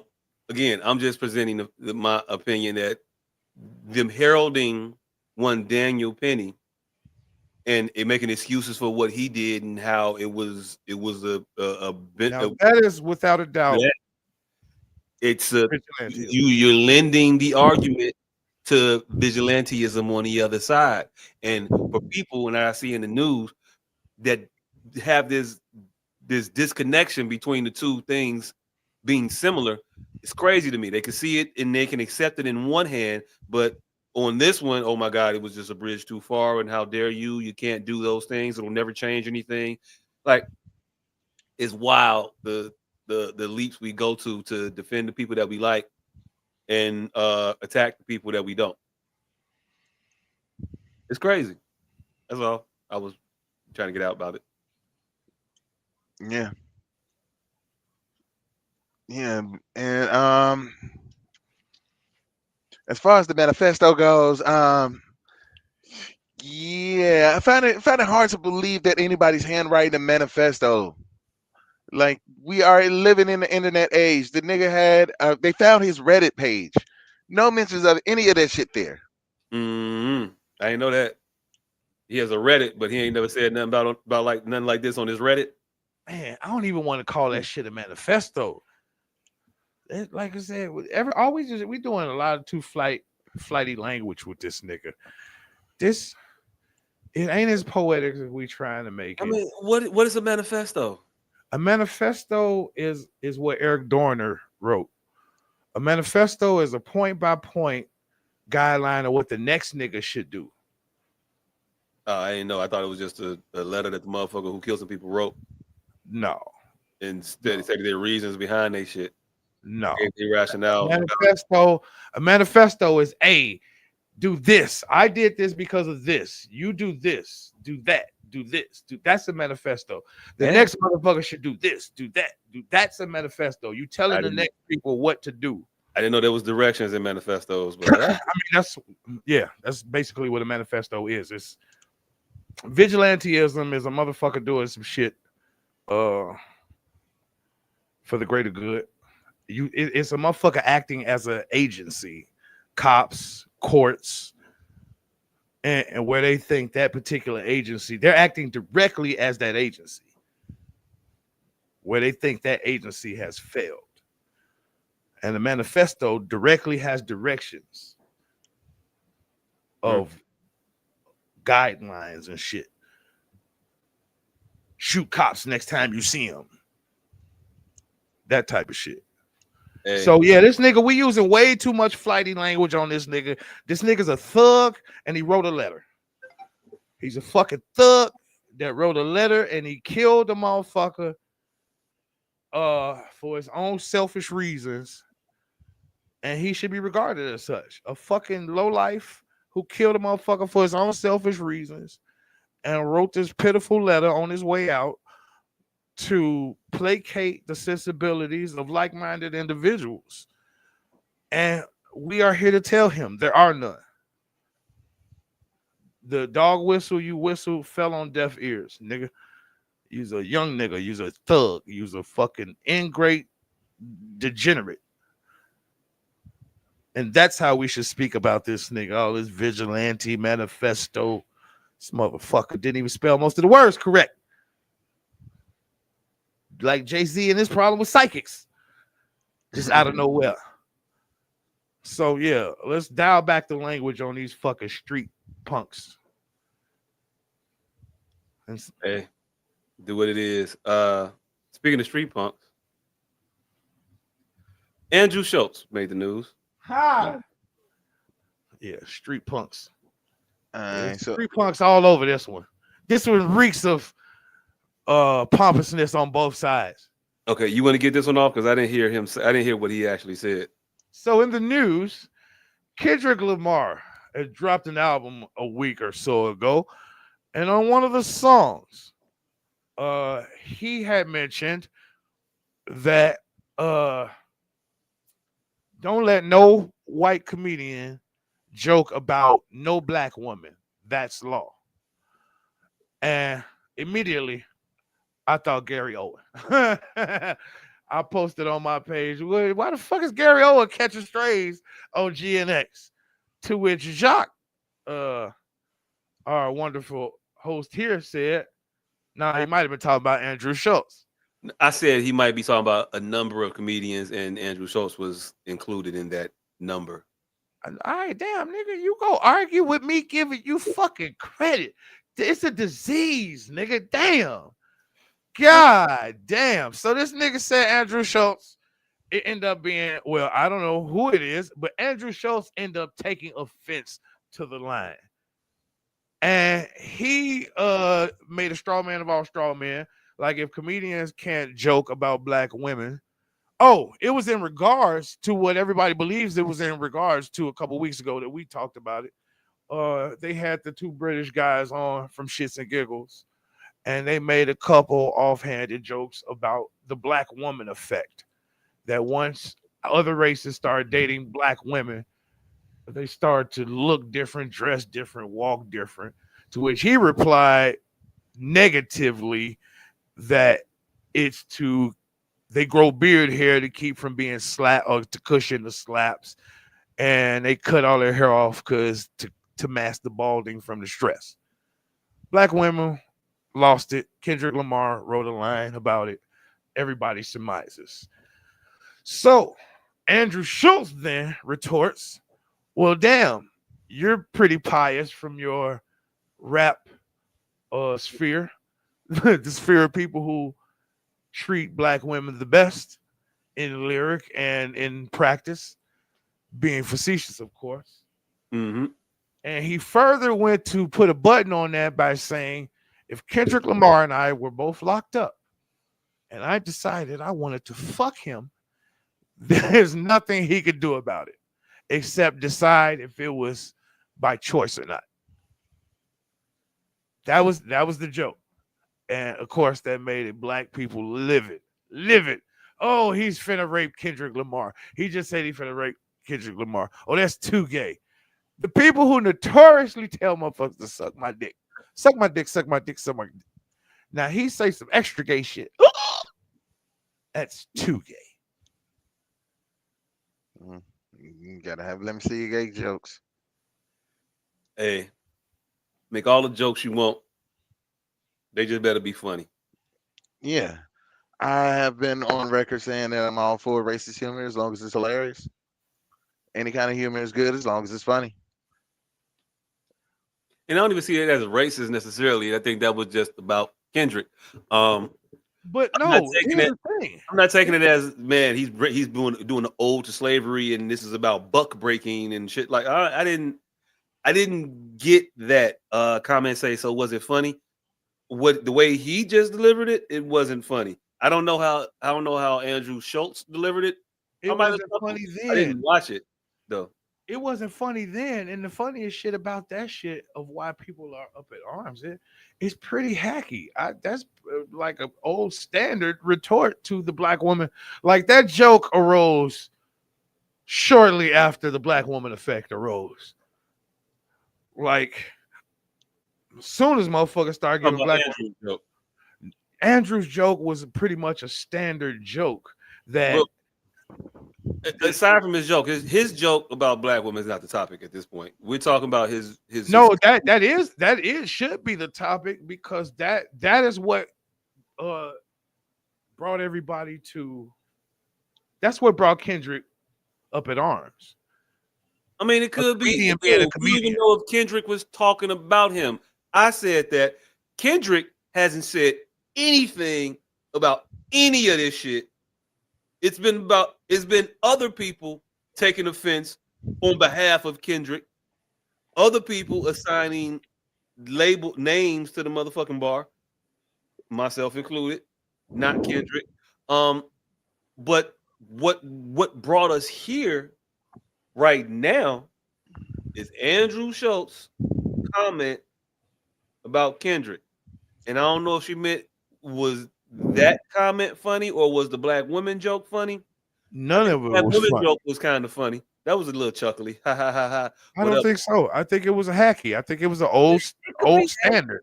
it could be hacky. Some hacky shit could be chuckly. I mean, hey, look, don't put that shit in your special. But some offhand comments on the podcast, I don't really give a fuck. It was. I don't think he meant that all black women are evil. I think he was playing the stereotypes and just making a joke about it. Eh, foretaste, whatever you want to call it. Eh, it was chuckly. Um, the one about Kendrick, I didn't think it was funny. I wasn't offended by it, but I'm only hearing your delivery also. But I'm not offended. I'm also not entertained. It's a okay, all right, nigga. Now give me some jokes because that wasn't one. You got anything else in that bag of funnies of yours? Like that's where I'm at with it. She said he's just not funny to me. Hey, look, he went to China and he had some hilarious things to say. I thought they were funny, but hey, I have a different type of sense. I have different type of sense of humor. I ain't really listen to that nigga too much, so I don't really know whether or not he is funny. No, Andrew Mhm. Schultz funny. Yeah, Andrew I think Schultz is so. pretty fucking funny. I think so. Just Like he ain't has nobody a batting 1,000. he he dances in a gray area is why I think he's funny because he's on an island by himself. Or well, I ain't gonna say by himself. It's few people in that uh reprehensible, jokey, telly, racist, Mm. jokey, Blue, borderliney. The blue. blue, yeah, there you go. There's few people that could toe that line well. He does it well, so he's kind of fortunate in that regard. His pool ain't that deep. Mhm. Yeah. But yeah, again, I don't see why people should be offended so much based off what you just said. Um, if you don't like that motherfucker, you don't like that motherfucker. Just don't rock with him. But to act like it was a throwback to buck breaking, and that's what he was bringing up, and like y'all got images of buck breaking in y'all head when he said that shit. I didn't.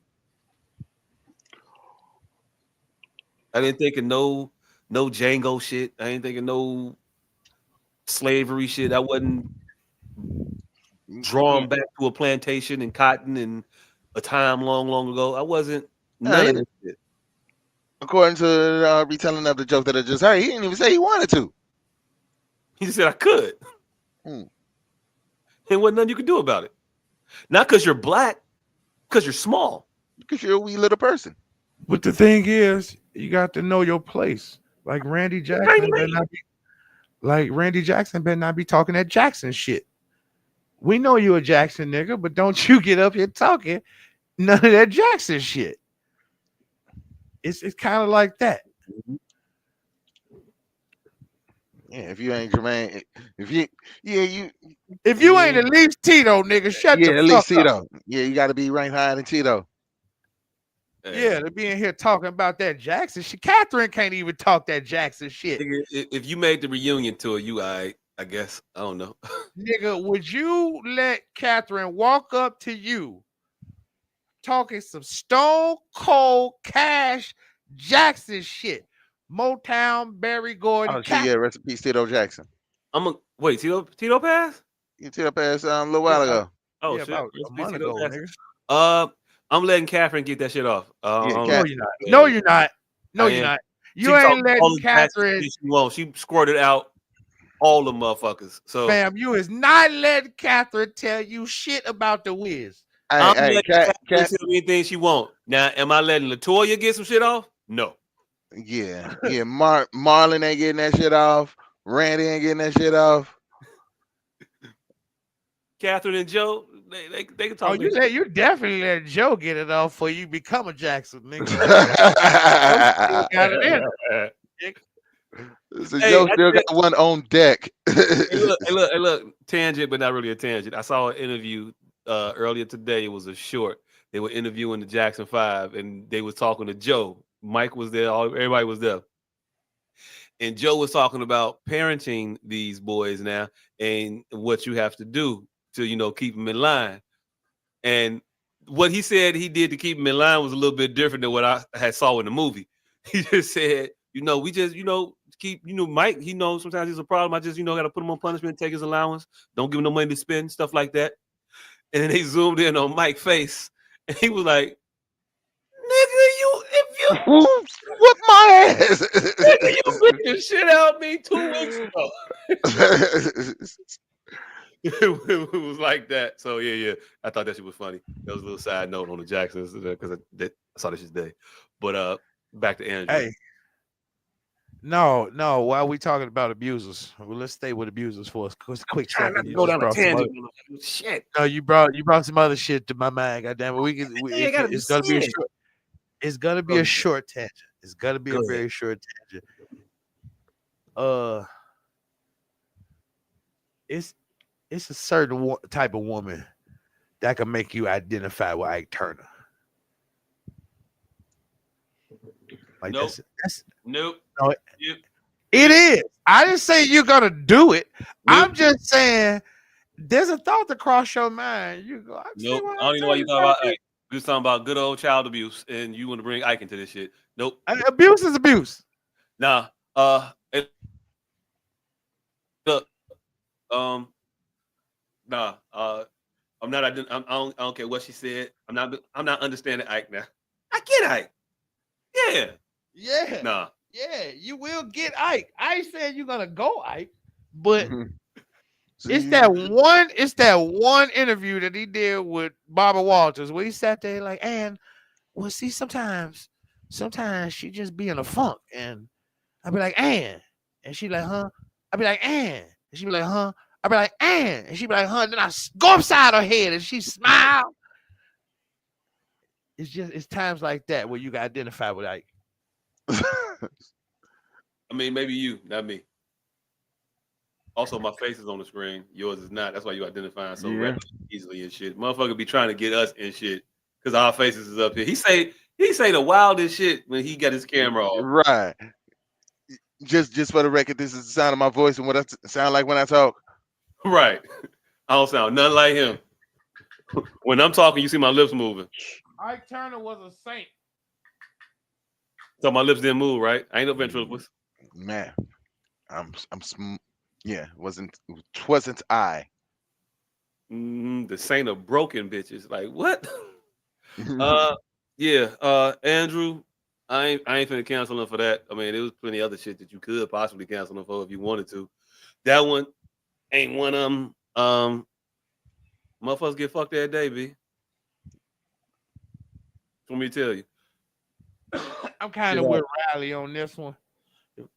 If Kendrick Lamar get fucked, why didn't he just move out the way? Hey, look, I think that's why Kendrick ain't mad at it. He's just chilling. Like, nigga, you could never fuck me.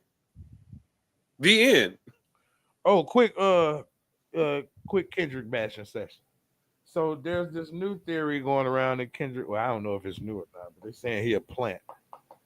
They say he went from a moderate in the middle gang member to saying he was familiar and associated. So all out and out wearing blue now and crip walking and all of that shit. They say that's with purpose. Motherfucker don't know what the purpose is yet, but they saying this. He's moving more radical with purpose, Well, especially since gangs are simmering down right now. They don't really need any mascots appearing. but does he don't claim a gang though, do we?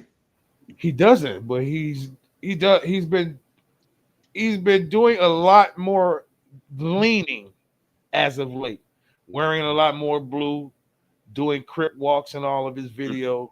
He's still not claiming a gang. Like we all knew he grew up in like in crip laden areas, but he always been neutral. But as you see, well, I don't know if you've been paying attention lately. He's been wearing more blue. He's been looking more and more like a gang member.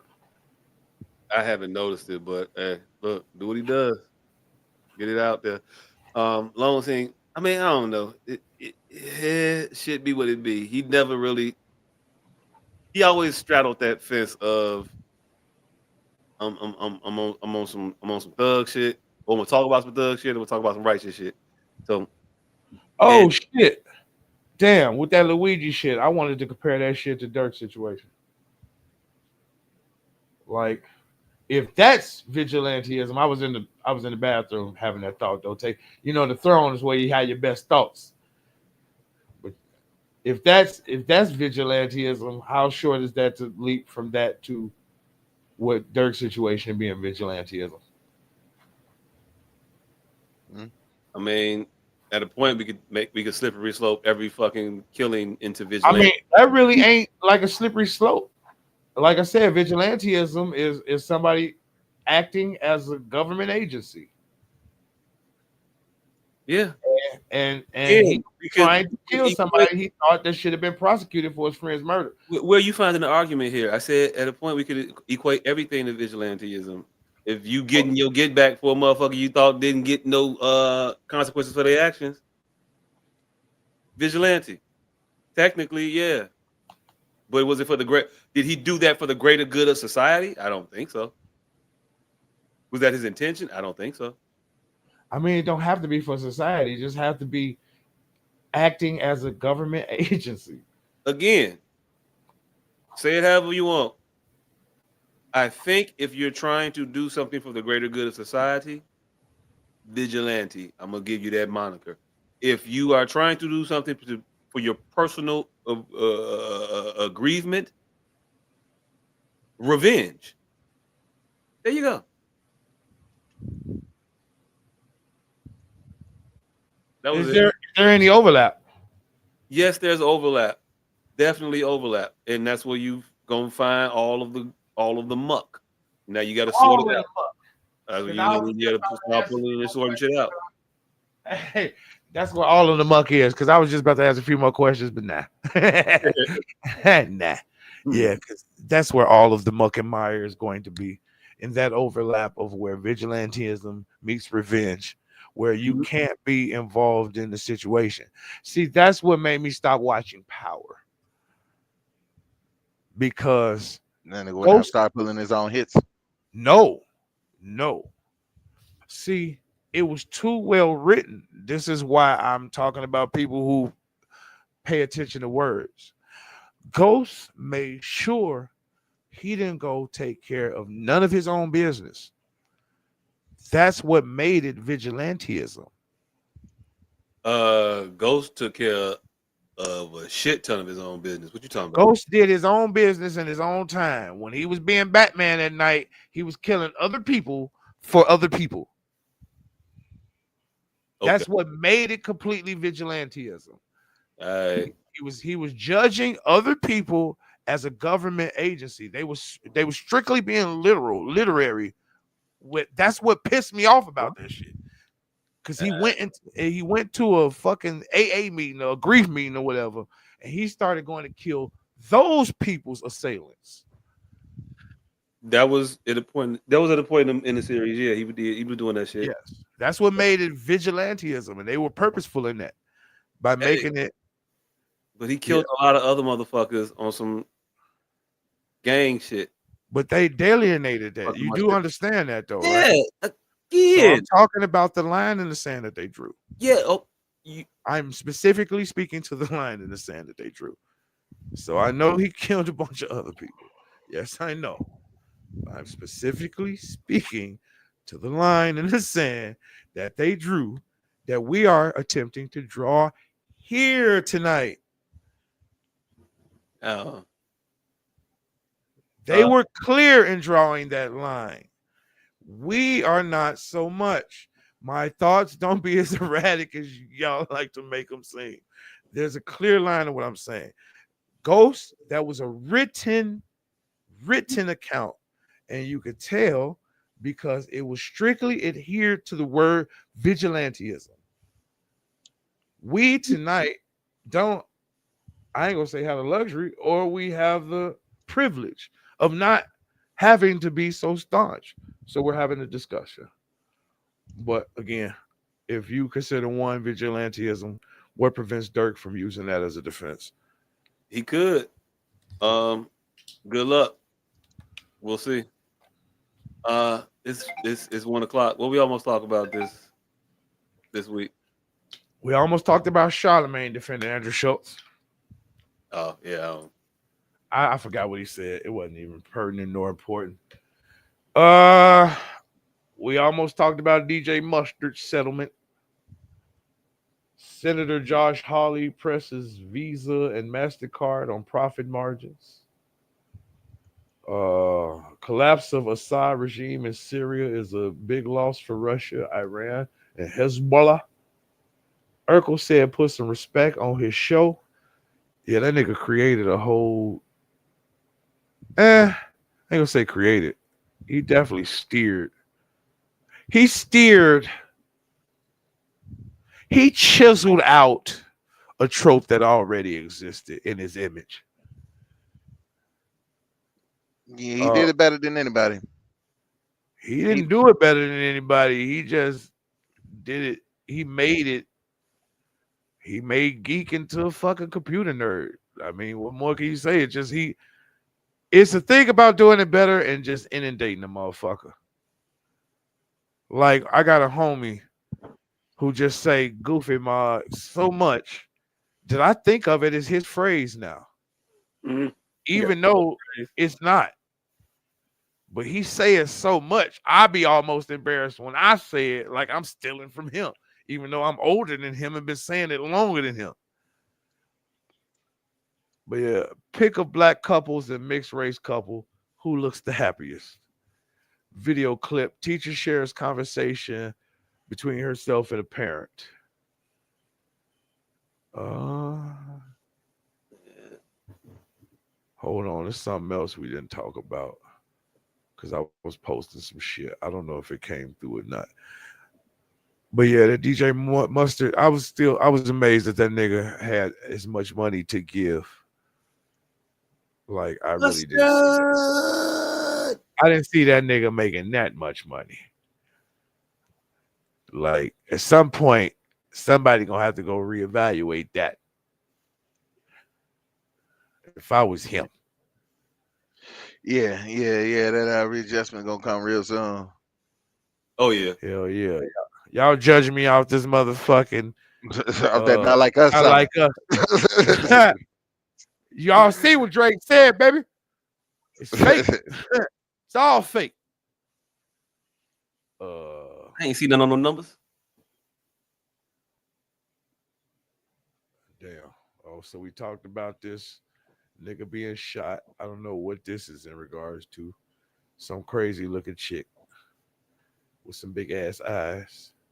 The real reason black women reject accountability. Oh, did y'all watch this shit? The real reason black women reject accountability. Nah, I ain't see that one. Oh Mm-mm. yeah, y'all should. I don't remember it. It was it was highly entertaining. How long Highly, was the video? like 14 minutes. Yeah. Too long. Too long to watch right now. Like I said, we are fucking we in the Vine Society. 14 minutes just sounded like a world, didn't it? Sound like 6 shows. Say, damn, nigga, I could watch 6 episodes of Marvel in that 14 minutes. Ain't that the first thing that popped into your head? Oh shit, X-Men 97 new season, is that right? I didn't know that. I stopped after episode 2. I got Oh, tired of being I'm on that. confused. I got I got tired of being confused if it was an old or new episode. Like, The yeah, answer is yes, nigga. right, exactly. The answer is yes. Oh shit. We didn't talk about this woman here who got pregnant by her baby daddy's friend, and then he is helping raise the little bastard. Mm, Uh, damn shame. I guess that's about it. All I mean, right. we can talk about this Jaleel White thing real quick though. What y'all feel about that? Do y'all think he's fucking just being cocky? Altoona McDonald's visited by Luigi Martin. He's Yeah. trying to sell his book. Oh, that's what you think? Yeah, that's all. That's all he's doing. He's trying to sell a book. Oh no, we didn't talk about this. The bitch that spread her cheeks for her platonic male best friend to put some numbing cream all in her nether region because she couldn't reach. Because she was going to get waxed. And she had a nigga at the time. This Oh motherfucker, no. we we ask, but we don't judge. The fuck That no. That is not the place for this. We ask and we judge. ha, And guilty. That bitch guilty. That part. yeah, yep, that's about it. That is it. Hey, you go ahead and run that pun. Yo. Beautiful bean footage. All Roll right, that. so thank y'all for tuning in to S.O.S podcast. We do this shit every goddamn week. Hey, the nigga that you can actually see right now, that nigga got herbal containment units, personal protection gear, ashtrays, house moons, all that shit for the low low. You don't even know though. 29 motherfucking 99. House moons gonna cost a little bit extra because the nigga gonna put a fucking moon in your house. And y'all make sure to check out Cam's new EP, Seventh Son, on where you stream all major platforms where you stream music, Apple Music, Spotify, all that shit. Go ahead and check that shit out. Shit is dope as always. And what's going on with the authority? It'll be out when it's out. I don't know. When it launch, when it airs, I'm gonna post that motherfucker.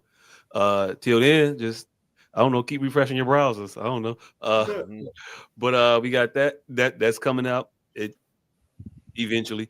But in the Johnny and Frankie, meantime, nigga, you got a couple runs you going on. I got a couple runs. Johnny and Frankie coming out February, end of February, beginning of March. We're gonna do it that a couple weeks. Then after that, I gotta pray for the wicked, which is Ooh. truly wicked. This motherfucker is crazy. That's gonna be in April. So look out for that one. But Johnny and Frankie is the next up. I'm playing my saxophone. So hey, look, I'm Yeah, practicing. niggas been practicing. Niggas on his way to genius level. Hey, Hey, last week we established you was 4,988 hours short. How far away are you now? hey, yo, look, I'm 4,996. God damn, this nigga gave back 8 hours. That's fucked up. You was at 98, right? You know you was at 88. Okay, I'm at 86 there. All I'm at right, 86. count down. Yeah, I wasn't exactly diligent in my scheduling this week. I kind of did some shit. Birthdays, it Birthday happened. week. Birthday weekend, Hey, look, what it was. But yeah, I'm back. I got back on it today, like I did it for the show, so I can tell motherfuckers. I'm practicing still. No, I ain't do that shit for the whole week. Uh, but I'm back on it again. We gonna see. All We right, we so when we you damn want, near, we damn near starting the band here. The boy played the ukulele now. I'm on my saxophone. We gonna sound like an elementary school band in a second. oh shit, y'all just need a singer. If only y'all could find one. Only we had a singer. Y'all had y'all own Jacksons. That part, the young one got the drums. He got that on lock. We good. We Mm-hmm. gonna make our Partridge Family shit, but with the father. Ooh, ooh, yeah. Yeah, y'all gonna be the goddamn the Jets. The jet. Yep. But in the meantime, you can go to Facebook M8180 if you want to get you some motherfucking tables. I mean, get them for the summertime. I mean, Yeah. wintertime it's You can put an probably not order that in now. conducive. You can put an order You in know, now. You know. yeah. I mean, unless you want to put a little extra on, you put a little extra on them. You can go ahead and get your goddamn table. But if not, probably just want to go ahead and wait. You never know. The price of lumber might go down and lower your costs. That part. Hey, look, I'll do a price adjustment if you put a deposit down. It's okay. See. I'm fair. Hey, look. I think, look at that. Fair businessman and a better carpenter than Jesus. Ain't no wood in the Two desert. for one. Two for one. Two for one. Far, far, far shittier savior. I would not follow that nigga to the corner store. Hey, look, Jesus, I would definitely follow to don't. the end of the earth. Definitely Yeah. don't. Definitely don't. Jesus had 12 apostles. I can't get 3 family members to Man, to can I follow it, to follow him to a Hey, recording studio with their hey, instruments. I almost got the courage up to write that Jesus was the first vampire novel. I'm telling yeah, you, that's the only you way. do that on your own. I blaspheme enough. That's the only way I'm getting off all that shit that happened in the Bible. If he was just glamoring motherfuckers and making them think. Like I'm finna write the book where motherfucker was just real live in the desert eating sand. And he made the motherfuckers think it was fish and bread. That nigga brought over a fucking empty can and a slipper and had 5,000 people out there eating sand. First It's vampire, good. Jesus, the first Good vampire. He breaded the, It's either it's breaded either the hell out that. this fish. It was either that or we going not Christopher Nolan, Zack Snyder, Real World Batman, and Jesus was a grifter, and it was actually two of them. They was identical twins, and they was raised in a gypsy family to grift. It began like from the beginning. Joseph and fucking Mary set it all up. Oh, she's pregnant by divine, and then they birthed that nigga. They had twins, and they raised them motherfuckers with the whole plot to put one of them in a cave and the other one come out 3 days later. Hey, Like look, all look. of that. If Nigga, Jesus you had are not about to what happened to Wednesday, the Bible. I that, am about to what happened to Wednesday. What happened to Monday, the Bible. I'm about to what happened to Monday, the Bible. Yes. hey yo, go ahead and run that pun for Jesus shut us down. Hey, Yeah. hey, I'm telling you, this is how a lot of these fucking Hollywood movies come out too. That's why the Matrix is so much like the Bible. Because motherfucker was like, man, what if Jesus was a computer programmer? Mm, It writes mhm. itself. You see what Dick Wolf had Dick Wolf that made a whole fucking life out of just reading headlines. Then, then writing them motherfucker. He done made billions off of that shit. Oh shit. Yeah. It can only happen on TV. Ooh, got an idea. Ripped from the headlines. I could I don't just need a Damn writer's room. Just open the paper. right. Fuck the strike. The news never strikes. But yo, I'm finna get the fuck up out of here. I done finished my game of Madden. I'm finna go finish watching this documentary about the highest growing capital city in the world. Wait. It's 1, 2, 3 at 12, 12, 24. I don't know what that means. Numbers. So yeah, I'm finna go watch this documentary about Ireland having the highest growing, well, the fastest growing capital city in the fucking world because every day is doubling. Yeah, yeah, I guess that I mean, yeah, Dublin. Hey yo, it's three. Hey, We get to 3 hours, 13 minutes, 42 seconds. It Oh, is. hold on. Oh yeah. Also, did you hear about the lumberjack that was taking people's teeth out? It was all accidental. Okay, that was funny.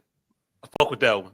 Fuck with that one. Hey, That was a better note to leave on. hey, no, this nigga just gave me the illest St. Patrick's Day anthem that I'm finna give to the fucking Irish next year.